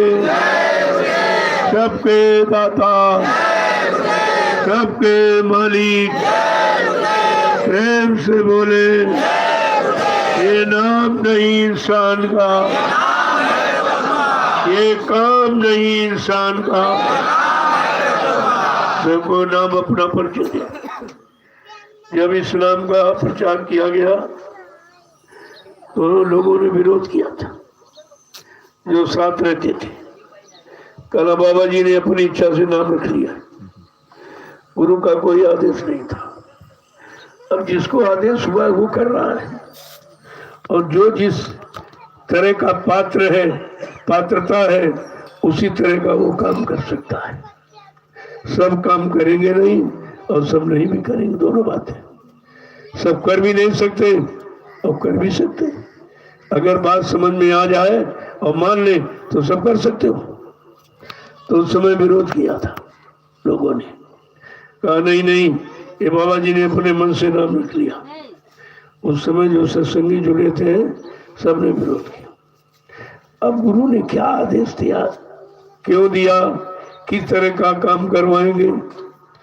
जब प्रश्न उठा था कि भाई दादा गुरु जब चले जाएंगे फिर नाम को कौन संभालेगा, तो नाम आया, कल ये संभालेंगे। हाँ ये संभालेंगे, संगत ये देखेंगे, संगत ये संभालेंगे, संगत इनकी होगी। कहते नाम कौन रखा जाएगा, कल वो संगत सत्संग के अधीन है, वो उसके अधीन होगी। जो संगत खड़ी करेगा, संगत चलाएगा, वो नाम उसके अधीन। लेकिन ये राज किसी ने उस समय नहीं समझा और बड़ा विरोध किया, निंदा की। ये जय गुरुदेव ना अपने मन से कहने लगे ये कोई आदेश इनको नहीं, क्योंकि उस समय राधा स्वामी नाम था, राधा स्वामी नाम था। इसलिए राधा स्वामी की वजह से जय गुरुदेव नाम का विरोध किया, कहा नहीं नहीं ऐसा नहीं। जबकि कहा नहीं भाई, समय का नाम अलग होता। जब पुरुष चला जाता है उसके साथ उसकी छाया भी चली जाती है, नाम उसकी छाया है। इसीलिए कहा कि नाम की छत्र छाया में जब जीव रहेंगे, काम करेंगे, उनकी सुरक्षा संभाल हो जाएगी। तो नाम की छत्र छाया, और नाम पुरुष के नाम चला गया, छाया उसी शरीर के साथ चली जाती। फिर श्रद्धा तो पैदा होगी लेकिन तुम्हारा काम नहीं होगा। इसलिए कहा शरीर रहते अपना काम बना लो, अपना काम बना लो। अब जब शरीर लोगों ने प्रचार किया कि बाबा जी चले गए, फिर उनका वाला नामदान क्यों दोहरा रहे हो, छाया भी चली गई, फिर लाभ थोड़ी मिलेगा। जब ये कह रहे हो कि बाबा जी चले गए तो शरीर के साथ ये नाम की छाया भी चली जाती है, फिर नाम से कोई काम नहीं होगा। और जय गुरुदेव नाम से सबका काम हो रहा, किसका नहीं हो रहा। फिर अभी कैसा शरीर गया, जब छाया नहीं गई तो शरीर कैसे चला गया, ये पक्का प्रमाण है और ये कोई नहीं बताएगा। और सब जो कह रहे बाबा जी चले गए वो भी जय गुरुदेव नाम चिल्ला रहे।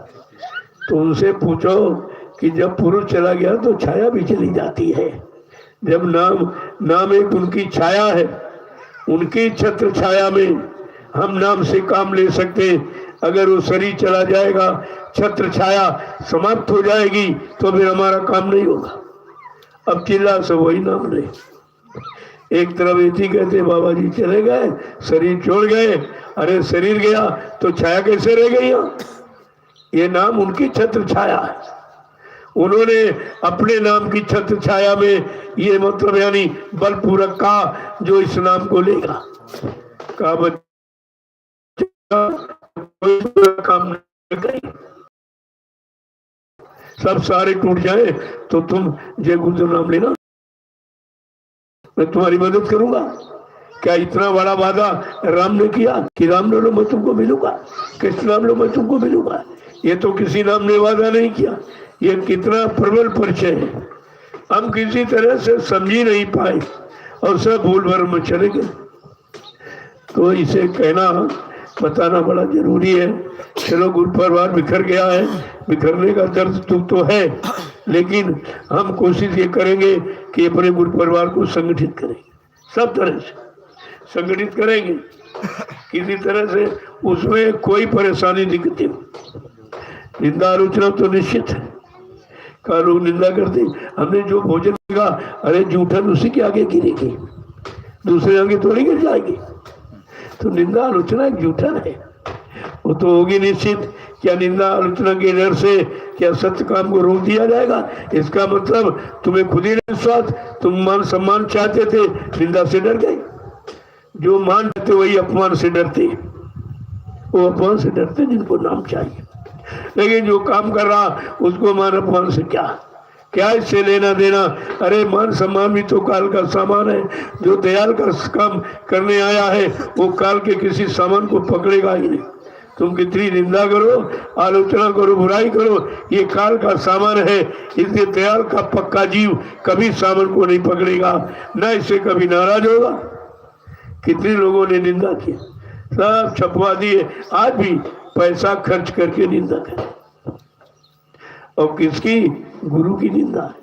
भाई मैं तो उनका अपना तो काम नहीं कर रहा, तो गुरु का काम कर रहा, तो तुम गुरु की निंदा कर रहे हो। गुरु के काम की अगर निंदा कर रहे हो तो मेरी नहीं, गुरु की निंदा कर।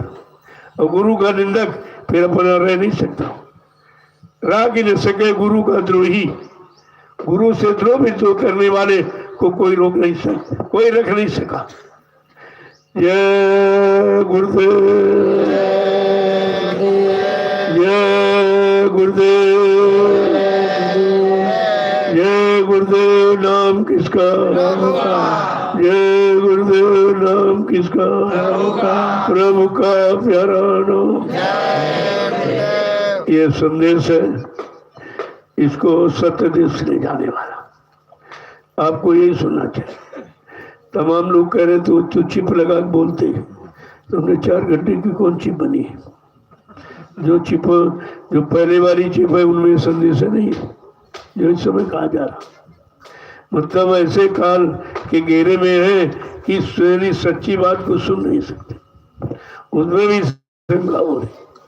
अरे भाई, कोई मैं अपनी बात कहता हूँ, अपने मान सम्मान की बात कहूँ तो कभी मत मानना, लेकिन जो तुम्हारे मान सम्मान की बात है, तुम्हारे सच्चे काम की, उसे तो आपको मानना चाहिए।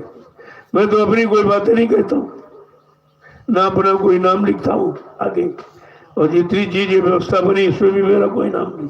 तो तुम्हें समझना चाहिए कि परमार्थी काल इसी को कहते। अब ये धीरे धीरे जमीन हो जाए, कुछ व्यवस्था बन जाए तो अच्छा रहेगा, क्योंकि अब संगत बढ़ रही है, इससे पूरा नहीं पड़ेगा, अब इससे पूरा पड़ने वाला है। और मैं कोई सेवा मांगता नहीं, ये सभी जानते हैं, पूरा हिंदुस्तान जानता है। मैं कोई सेवा मांगता ही नहीं, क्योंकि हमारे गुरु ने मुझे भिखारी बनाया नहीं, तो कैसे मांगू? जब भिखारी नहीं बनाया तो कैसे मांग? अब ये जिनके अंदर श्रद्धा, सेवा भाव, वचनों को सुनकर परमार्थिक काम को देखकर पैदा होती है, वो ये सेवाएं भेंट करते। और ये कहते हैं कि हमारी सेवा अच्छे काम में लगा देना। कहते मेरे पास समय नहीं है, घर गृहस्थी परिवार छोड़कर मैं आपके साथ कैसे लगूं, कैसे चलूं? तो हमने कहा अगर ऐसी तुम्हारी कोई श्रद्धा है तो आपकी पूंजी मैं परमार्थ में लगाए दे रहा हूँ, और तुम्हारे सामने तुम्हारे काम में लगाऊंगा, और जितने लोग आएंगे सबका काम हो जाएगा। तो इस तरह से काम हो रहा। मैंने कभी कोई चीज नहीं मानी, तो सोचा जरा भाई कोई साधन बन जाए ऐसा कि 4 पैसे उधर से आने लगे तो आपको सेवा कम देनी पड़े, कि वही प्रेमी बेचारे रोज रोज सेवा कहाँ से लाएंगे, कहाँ से देंगे? लेकिन ऐसा है नहीं, एक तुम्हारा मन कच्चा है, वो सोचता है अगर तुम जितना निकालते रहोगे वो कहीं ना कहीं से आता रहेगा। अगर तुम ऐसे करोगे तो तुम्हारे में कोई ऐसे कर देगा, ऐसे कर देगा। कम होने का तो प्रश्न ही नहीं है, लेकिन कच्चा मन है, सोचता इतने पैसे अगर वहाँ दे देंगे, इतने धंधे में लगाएंगे, दुकान में लगाएंगे, बाल बच्चों के काम लगाएंगे, और अगर एक बीमारी आ गई सब चला जाएगा, सब चला बचेगा कुछ नहीं, और जान भी चली जाएगी। ऐसा नहीं है। अगर परमार्थ के लिए कुछ आप करते हो तो उसमें आपका नुकसान नहीं, बल्कि होने वाले नुकसान को बचा दिया जाता, ये काम करता है। तो मैं सोचता हूँ कोई ऐसी व्यवस्था बन जाए जो अतिरिक्त तुम्हारे ही कमाई, जो आप ये देते हो इसी से। मेरे पास तो कुछ है ही नहीं, मैं तो बिल्कुल बेकार हूँ, एकदम कुछ एक नया पैसा नहीं, ना मेरा कोई बैंक बैलेंस खाता, ना अक्सा बक्सा कहीं कुछ तिजोरी, कुछ नहीं। जो हूँ आपके सामने हूँ, केवल ये है कि तुम अगर दोगे तो मैं अच्छी जगह लगा दूँ, नहीं दोगे तो वही नहीं लगेगा। अगर अच्छी जगह लगाना चाहते हो, आप लाभ लेना चाहते हो कि तुम्हारी पूंजी से लाखों लोग लाभ उठावे, तो ये सबसे बड़ा दान है। कहीं तुम करोड़ रुपए देकर ये लाभ प्राप्त नहीं कर सकते। जो 1 रुपया देकर लाभ मिलता है, वो करोड़ रुपए संसार में खर्च कर दो, वहाँ कोई लाभ देने वाला नहीं है। तो कितना बड़ा काम है ये। कोई ना कोई ऐसा साधन बन जाए तो उससे कुछ आमदनी होने लगे, तो आप सेवा देने से फुर्सत पा जाओ, और एक बार दे दो तो सब काम हो जाए, फिर आपको रोज रोज नहीं करना।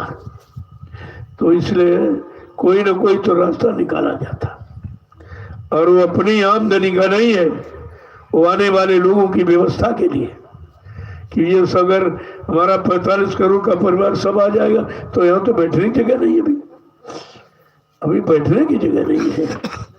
फिर उनको कहाँ बैठा लोगे, कहाँ भोजन प्रसादी कराओगे, कहाँ बैठ के सत्संग सुनाया जाए, कहाँ सुमरन ध्यान भजन कहाँ करेंगे वो।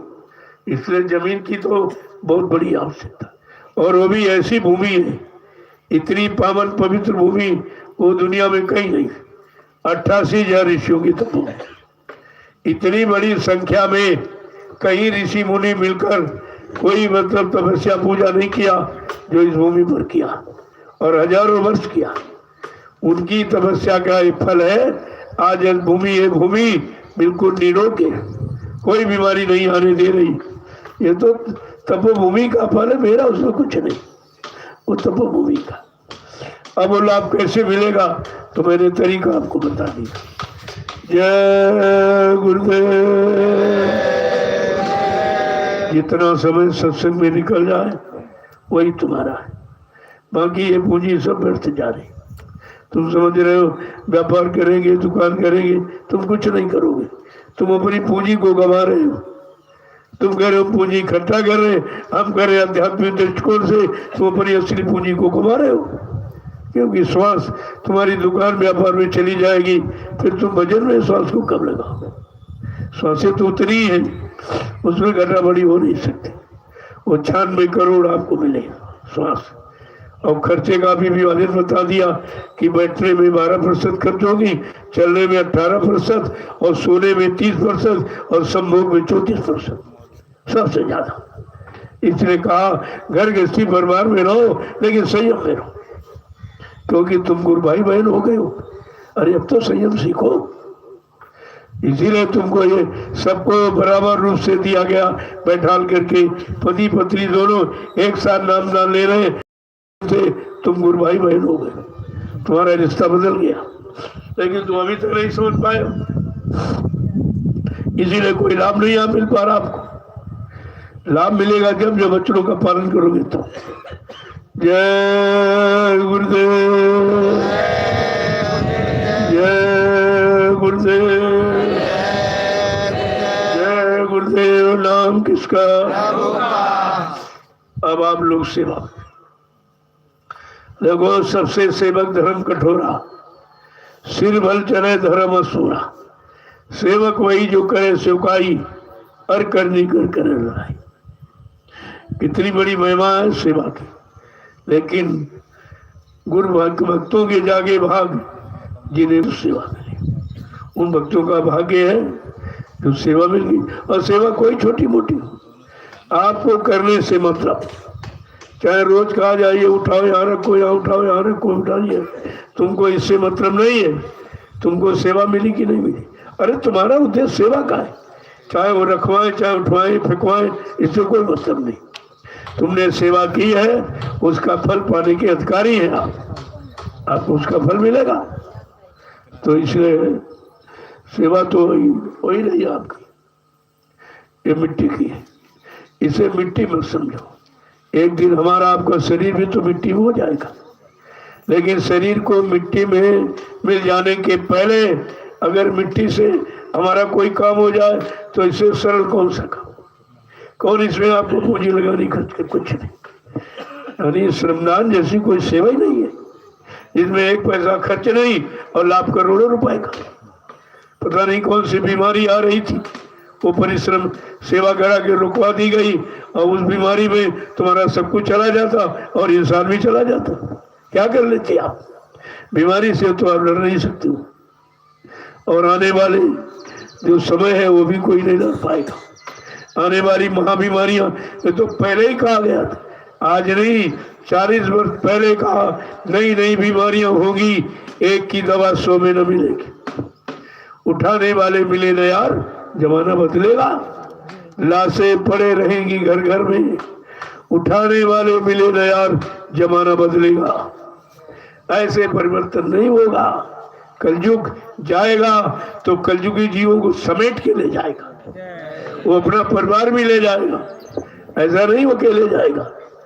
अपनी सारी कलयुगी व्यवस्था जो उसने फैलाई है और जीवों को कलयुगी बनाया और मुर्दा मांस मीट में लगाया, दारू मुर्दा पिलाया और बुरे कर्मों में लगाया, वो सबको समेट के ले जाएगा। तब ये सफाई हो जाएगी, तब साफ सुथरे जगह पर सत्य यानी सतयुग पदार्पण करेगा। ऐसे थोड़ी आएगा। तभी कहा नहींगा कि सतयुग कलयुग की टक्कर में बच्चा निकल कर उमर जाएगा। इसकी टक्कर में कुछ और सबका निकलना। सब परेशान है, सब दुखी हैं, सब बीमार हैं, सब गरीब हो रहे हैं, सब रो रहे हैं, चिल्ला रहे हैं। और इससे बड़ी और क्या परेशानी होगी। तो आपको तो समझना चाहिए कि महापुरुषों की एक एक वाणी तुम्हारे सामने सत्य हो रही, और ये कहीं नहीं हो रहा। जो यहाँ आप सुन रहे हो ये कहीं नहीं हो रहा। सब जगह बंदी लगी, सबको डर भय हो गया कि 10 आदमी 15 आदमी इकट्ठा हो जाएगी, बीमारी आ जाएगी। अरे बीमारी किससे आती? गंदे खान पान, गंदे कर्मों से, गंदगी से बीमारी आती। इसलिए इन लोगों ने तो सफाई अभियान चलाया, लेकिन इनको ये नहीं मालूम है कि सच्ची गंदगी कौन है, जो अगर उठा दी जाए तो बार बार सफाई की जरूरत नहीं पड़ेगी आपको। इनका सफाई अभियान है, उधर गंदगी का, गंदगी खाने का, गंदगी पीने का, गंदे कर्म करने का अभियान चलाया जा रहा है। इससे सफाई कैसे आ जाएगी? अरे भाई 10 लोग गंदगी फैलाए, एक आदमी झाड़ू लगा तो क्या करेगा? एक आदमी झाड़ू लगा उससे क्या होगा? यही बात लोगों ने समझनी चाहिए कि सच्चा सफाई का अभियान क्या है। पहले गंदा खान पान बंद करो, गंदे खान पान की बिक्री बंद करा दीजिए। ये जीवों की निर्दोष व बेगुनाह जो जीव है इनकी हिंसा हत्या कराना बंद कर दीजिए, ये सब चीज हो जाएगी। कोई बीमारी, कोई परेशानी, कोई लड़ाई झगड़ा यानी किसी तरह कुछ नहीं रहेगा। जब खान पान गलत होता तो बुद्धि विचार गलत होते हैं, बुद्धि गलत कार्यों में निर्णय लेती है। लेकिन वहां तक इनकी बुद्धि नहीं जा रही, उन बच्चों को सुनते ही नहीं। गोस्वामी महाराज ने जब लिख दिया रामचरितमानस में, उस रामचरितमानस को प्रमाणित कर दिया गया कि विश्व प्रसिद्ध ग्रंथ, सारे विश्व में यही ऐसा एक ग्रंथ है जो सामाजिक पारिवारिक है और हर तरह की शिक्षा, हर तरह की नीति, हर तरह के सिद्धांत इसमें समाहित है, को प्रमाणित कर दिया गया।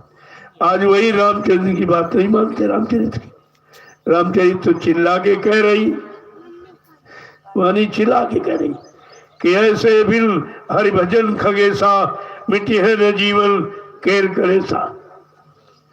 काभूषण गुरु जी ने पूछा कि काभूषण जी ये पुरानी बीमारी महामारी कैसे जाएगी? कहा कि ये तो भगवान के भजन से जाएगी। कहा भगवान भजन का करो तो संत महापुरुषों के पास रास्ता है, उनके पास जाओ और रास्ता ले लो। उनका रास्ता सरल, 1 पैसा नहीं खर्च। भजन में 1 पैसा आपका खर्च नहीं होने, और पूजा में तो बहुत खर्चा। वो इसलिए खर्चा है कि जब तुम सामान रुपया खर्च करोगे तो बदले में पूजा तुमको ही दे लौटा देगी। लेकिन भजन में कोई खर्चा नहीं, और भजन में कोई कर्जा नहीं। सारे कर्जे और निपट जाते हैं और तुम्हारा भजन सुरक्षित रहता। तो जब सुनोगे समझोगे तभी समझ में आएगा। तो इस समय हिंदुस्तान में कहीं कुछ नहीं हुआ, सब मौन हो गए, चुपचाप बैठे हुए। अब वो किसका इंतजार कर रहे हैं? कहते बीमारी चली जाए, इसका सब इंतजार कर रहे हैं। और जो फार्मूला है, जो सूत्र है, जो कैप्सूल है, उसे भूल गए आप। जब ये लिख दिया गया रामचरितमानस में, ऐसे बिन हरि भजन खगेसा, मिट्टी है न जीवन केर कलेसा। जिंदगी में आने वाले जितने भी कष्ट, कोई बीमारी महामारी, कोई लड़ाई झगड़ा, देवी पुरको दुर्घटना काल, ये सब प्रभु के भजन से चले जाएंगे। लेकिन भजन कोई नहीं करता। पूजा से तो किसी का गया नहीं। 3 युगों से पूजा कर रहे हो, कोई बीमारी गई और नहीं बढ़ गई। और बीमारी आ गई, तुम्हारी पूजा ने बीमारी रोक पाई, तुम्हारी पूजा ने तुम्हें कष्ट मुसीबत होने से बचा पाया, तो कुछ तो आपका काम नहीं हुआ। और फिर भी जुटे पड़े वही। अभी विचारों को समझ नहीं है। जग अंधा पुण्य अंधा, ताते मच गई अधाधुंधा। ये तो अधाधुंध मची हुई, इनकी समझ में कुछ आता नहीं। जय गुरुदेव। अब आप लोग चलिए सेवा में। उधर देखो वो है, जो लोग आएंगे इसी में रहेंगे, इसी में करते रहो करते रहो, इधर से उधर, उधर से इधर। अगर इधर उधर में उधर का काम बन जाए तो बहुत सस्ता सौदा, इससे सस्ता क्या है। ये उधर के काम बनाने के लिए इधर उधर आपको दौड़ाया जाता, भगाया जाता। जब बात समझ में आ जाएगी तो बहुत सरल है, और नहीं समझो बहुत कठिन है। समझ जाओ तो बहुत सरल। तेरे और कोई सेवा हो तो बता देना इनको। उधर वो खेत है, उसकी गुड़ाई करवा दो, उसमें भी धान लगना है, एकदम बना दो तैयार, क्योंकि अब समय ज़्यादा नहीं है। अब बीज आपका पड़ गया है और 1 महीने बाद ये सब तैयारी हो जाएगी। तब तक ये खेत तैयार हो जाए, ये भी जल्दी से, ये फसल अभी 15 दिन में सब हो जाए, मूँगफली वगैरह। इसको खोद काट कर इसको तैयार करना है, और वो खाद इसीलिए जो आई है वो इसी में डाल दी आपको, वो इसमें पड़ेगी जो परसों आई थी।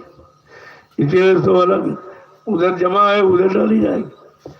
तो ये जो उधर अगर सब्जी वब्जी खत्म हो गई हो बगीचे में तो उसकी भी गुड़ाई करवा दी, उसमें खाद पड़ जाए और मिल जाए, और बरसात जब तक आएगी मिल जाएगी मिट्टी में, और बरसात आने पर सड़ जाएगी तो तुरंत ये पौध को उर्वरक शक्ति प्रदान कर देगी। इसलिए से मिलवाया जाना पहले। ये तो पहले तैयारी को तो वक्त पर कैसे कुछ कर पाओ, तैयारी तो पहले ही करनी पड़ती। तो उधर कोई सब्जी वब्जी खत्म हो गई हो तो उस खेत को खाली करो, बगीचे को, और उसको बिल्कुल एकदम गुड़ाई कर दो उसकी। जब गुड़ाई कर दोगे फिर इसमें खाद डाल दो, इसके बाद फिर 2-4 बार उसको कर दो, उससे मिल जाएगा। ये सब ध्यान रखा करो इसमें, कहाँ कहाँ काम करना।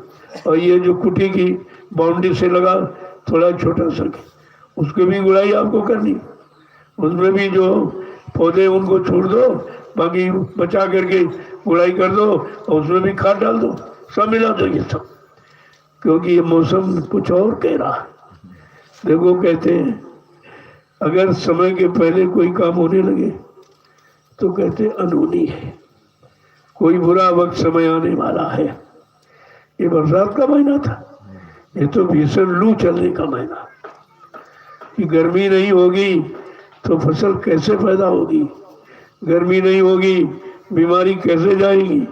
तो समय समय पर, क्योंकि ये भारत देश कुदरत की गोद में है, कुदरत ने अपनी गोद में इसको सजाया, और 4 महीने गर्मी, 4 बरसात, 4 जाड़ा, बड़ा संयमित जीवन है इसमें। जब प्रकृति संयम में है, हम सब प्रकृति के जीव संयम में नहीं रहेंगे तो परेशान हो जाएंगे, बीमारी में फंस जाएंगे, लड़ाई झगड़े में फंस जाएंगे, मुसीबत तकलीफों में आप फंस जाओगे। तो सोचना चाहिए जिस भारत देश की देश प्रकृति की गोद में है, और प्रकृति ने इसको अपने अनुसार पाला, और अपने अनुसार इसको 4 महीने गर्मी, 4 बरसात, 4 जाड़े में ऋतुओं में रखा है, तो हमें आपको उसी तरह रहना चाहिए। तो हम निरोग रहेंगे, कोई परेशानी नहीं आएगी। तो आप उधर चलिए, उस बगीचे में देख लो, कोई फसल वसल ना हो कोई खास, अरे 1-2 पौधे, उससे क्या होगा। जल्दी से उसकी गुड़ाई करो फौरन से, और गुड़ाई करके कोई पौधा वैसा हो काम छोड़ दो, आम के पौधों को छोड़ करके। बाकी देख लो कोई फल नहीं दे रहे तो उनको हटाइए फौरन, उसकी गुड़ाई शुरू कर दो, 2 बार उधर से 2 बार इधर से। इसके बाद उसमें आप वो खाद वही लगी है, वो जमा है, उसको वहीं फैला दीजिए, कुछ उसमें फैला दो, और कुछ ये बाउंड्री से लगा जो छोटा सा, इसमें आप फैला दो, मिला दो, और बाकी जो बच जाएगी तो ये जब सब्जी वाले जो खाली हो जाएंगे तो इनमें मतलब यानी डाल दी जाएगी। इसी उद्देश्य से वहाँ रखा गया। तो अब आप चलिए उस सेवा में लग जाइए। जय गुरुदेव। मैं शाम को सबसे मिलता हूँ, कोई ये नहीं कहेगा, क्योंकि आप परिश्रम करते हो, सेवा श्रम करते हो, इसलिए सेवा का दर्शन बड़े भाग से होता है। मैं एक एक का दर्शन करता हूँ, सबको प्रणाम करता हूँ, और बाद में आपका सेवा श्रम का प्रसाद आपको मिल जाता। ये काम हिंदुस्तान में कहीं नहीं हो रहा, प्रसाद तो कोई कभी दिया ही नहीं, ये पहला रिकॉर्ड है जो आपको प्रसाद मिला। कहीं मतलब है तो तभी आप रोज प्रसाद नहीं मिलता था। अब उसकी जरूरत है, जब चीज की आवश्यकता होती है और तब वो चीज आपके लिए रखी जाती है। वहाँ भी कोई प्रसाद नहीं दिया जाता, बड़े बड़े कार्यक्रमों में तो आपको वहाँ मिलता था, लेकिन बाकी नहीं। और यहाँ तो रोज मिला कहाँ से आ रहा, इस पर भी तो आपको विचार करना चाहिए। ये कहाँ से आ रहा है, कैसे पूरा हो रहा, सारे काम भी चल रहे हैं और कोई काम बंद नहीं, उनमें भी खर्च हो रहा और प्रसाद रोज दिया जा रहा। ये कहाँ हो रहा, हमने तो मालिक दे रहा है, ये मालिक की दया कृपा से हो रहा।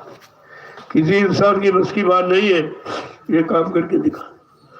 अब आप लोग चलिए सेवा। जय गुरुदेव। कोई विशेष आवश्यक वैसे आप चले जाइए। मैं रोज आपसे कह देता हूँ शाम को इसीलिए मिलता हूँ कि सवेरे जाने वाले लोग अपना आराम से चले जाएं। मैं प्रसाद भी दे देता हूँ, आपको प्रणाम भी कर लेता हूँ, आपका दर्शन कर लेता हूँ। फिर आप बार बार ये सब मत किया, जो एक बार मिल जाए बस वो सब कुछ है। तो जो लोग जाने वाले जा सकते हैं। जय गुरुदेव। शाम को मिलने का मतलब यही है कि सुबह किसी को बहुत जल्दी जाना है आवश्यक कार्यों से तो आप जाइए, सबको आदेश है जाने का, जा सकते हैं आप, कोई जबरदस्ती यहाँ नहीं रोका जाता, आप जा सकते हैं। जो सेवा करना चाहते हैं सेवा करेंगे, बाकी लोग जाओ। जब तुम जाओगे तो घर से दूसरे लोग आ जाएंगे, उनको भी मौका मिल जाएगा। तो इसका भी ध्यान रखा भाई, तुम ही बने रहो, दूसरे लोग कैसे आएंगे, उनको लाभ कैसे मिलेगा। जब तुम जाओगे उनको भेजोगे तो उसमें भी तुम्हारा लाभ रहेगा कि तुम वहाँ गए और तब वो आए। तो ऐसा नहीं है कि यहाँ जबरदस्ती रोकने टोकने काम नहीं होता। एक बात आप ध्यान रखिए, कृपया बच्चों को मत लाइए, क्योंकि तुम रखवाली उनकी करते नहीं हो, बहुत नुकसान खेती में। इधर पेड़ पौधे छोटे हैं, उनके पत्ते तोड़ना फल तोड़ना, ये तो इसलिए मैं सख्त मना कर दूंगा। अगर आप देखभाल बच्चों की नहीं कर सकते मत साथ पिलाइए, कितना भारी नुकसान होता है संगत का। और कोई बात, तुम तो वहाँ चले गए देख रेख करते रहे, कोई इधर कूद रहा उधर टाली पर से कूद रहा, चोट लग जाए बाद में हम दवा करवा उसकी। इतना सेवा आप कहाँ देते हो कि हम तुम्हारी दवाई कराते रह सबके। तो बात को सब मैं एकदम सख्त हिदायत कर दूंगा, कोई भी औरत बच्चे लेके नहीं आएगी। उन बच्चों को लाओ जो सेवा कर सके, जो तुम्हारे आदेश का पालन करे और उनकी सुरक्षा कर सको। तो मना नहीं है लाने का, लेकिन इस तरह से आवारागर्दी भी छोड़ दोगे तो संगत का नुकसान होता। और बात आप समझते नहीं, और वो कहीं चोट वोट लग जाए फिर बाद में कहते दवा करो इनकी। इतनी कौन सी तुम सेवाएं दे देते हो, ये सब काम हो जाएगा। इसलिए सख्त हिदायत करूंगा, कोई भी औरत बच्चे लेके आ गई। अब एक करो 4 बच्चे लेके आई, बताओ वो बच्चों की सेवा करेगी कि यहाँ सेवा करेगी। केवल भंडारे पर बोझ बनते हो, और भंडारे में भी इतना केवल 2 किलो गेहूँ आपसे लिया गया। 2 किलो गेहूँ कितना बड़ा काम कर रहा, कब तक खिलाएगा। इसी तरह बोझा लाते रहोगे अनावश्यक, बच्चों से कोई काम नहीं होना। ना तो सत्संग सुनने देंगे, तुमको भी नहीं, तुमको सुनने नहीं देंगे, सेवा करने नहीं देंगे, भजन करने नहीं देंगे, फिर तुम इनको लाते क्यों, और यहाँ संगत का नुकसान भी करते। तो इसलिए हम ये हिदायत करने वाले एकदम है, कोई लेकर नहीं है। मैं बराबर देख रहा हूँ बहुत नुकसान हो रहा। अब छोटे छोटे पौधे लगाए गए और बच्चों को क्या बेचारे मालूम, वो तो खेल समझ के पत्ते रोज डालते तोड़ डालते। तो कितना बड़ा संगत का नुकसान हो रहा है। ये नुकसान तुम्हारा ही है, हमारा नहीं, तुम्हारा है कि आपकी गाड़ी कमाई से तैयार हुआ है, तो अपनी कमाई को तो ठीक ठाक रखो, सुरक्षित आप। जय गुरुदेव। अब आप लोग सेवा में चलिए। उधर भी हो रही सेवा, उधर भी है, जहाँ समझो उचित वहाँ चले जाओ। और यहाँ भी काम धीरे धीरे शुरू हो रहा। अब तो चारों तरफ से भी सेवा हो जाएगी। और इसके बाद अभी लोग आएंगे, उनको भी मौका मिल जाए। भाई उनको भी मौका दो, ऐसा नहीं तुम ही सब करते रहो। जब जो करेगा उसका भाव बनेगा, उसका भी श्रद्धा सेवा भाव जगेगा, वो भी सेवा में लग जाएगा। जय गुरुदेव। केवल खाने सोने का स्थानीय नहीं है, इसमें आप पर कर्जा लग रहा, पता नहीं कितने लाख लोगों का अन्न आ रहा और आप उसको खा रहे हो। तो सेवा करो, भजन करो तो ये पच सकता है, नहीं तुम पचा नहीं सकते उसको। इसलिए तुम्हारा भजन सुरक्षित रह जाए और सेवा से सारे कर्जे उतर जाए, तो इससे बड़ा और कौन सा साधन होगा। इसलिए आपको सेवा में लगाया जाता। सेवा से कर्म करता रहो और भजन जो भी 10, 15, 20 मिनट करते हो वो आपका सुरक्षित हो जाए, तो तुम्हारा तो लाभ ही लाभ है। नहीं समझो तो नुकसान कर लोगे आप। जय गुरुदेव। जो जाने वाले जा सकते जाओ, फिर आ जाओ समय निकाल कर, धीरे धीरे धीरे धीरे आना जाना बना रहेगा। आने जाने से रिश्तेदारी चलती है, आने जाना न करो तो रिश्तेदारी टूट जाएगी। यहाँ तो बहुत बड़ा बड़ा रिश्ता आपने जोड़ा है, तो आने जाने से तो रिश्ता बरकरार रहेगा। जय गुरुदेव। इधर उधर देखो, कोई रोड़ी, कोई टुकड़ा मीठा का फौरन उठा के रखो कि वो रोड़ी नहीं है, आपकी कमाई है, क्योंकि आपने दिया उसी से तो खरीदा गया सब। मेरे पास तो कुछ है नहीं कि मैं कोई अपने तरफ से खरीदता। जो आप देते हो उसी से तुम्हारे काम में लगा देता हूं, उसको तरीके से लग जाए तो अच्छा हो जाए। आप लगा नहीं सकते, पैदा तो आप कर सकते हो लेकिन परमार्थ में नहीं लगा सकते। ये काम तुम्हारे बस का नहीं है, और जो तुम्हारे बस का नहीं वो काम यहाँ से हो रहा आपका। जय गुरुदेव। अब आप चलिए, जिस सेवा में तुम्हारा मन लगे उसमें चले जाओ, और सबसे सरल सेवा हो ये गुड़ाई। ऐसे मन की गुड़ाई करो, ऐसे मन को किसी न किसी काम में शैतान को लगाओ, इसको लगाओ इसी में। जब लग जाएगा इधर उधर भगना बंद कर देगा, इधर उधर भगना बंद कर देगा तो फिर साधना में साथ देगा आपका। लेकिन बगैर सेवा के ये लग नहीं सकता भजन में, ये सिद्ध है। चलो फिर आप बताओ। जय गुरुदेव।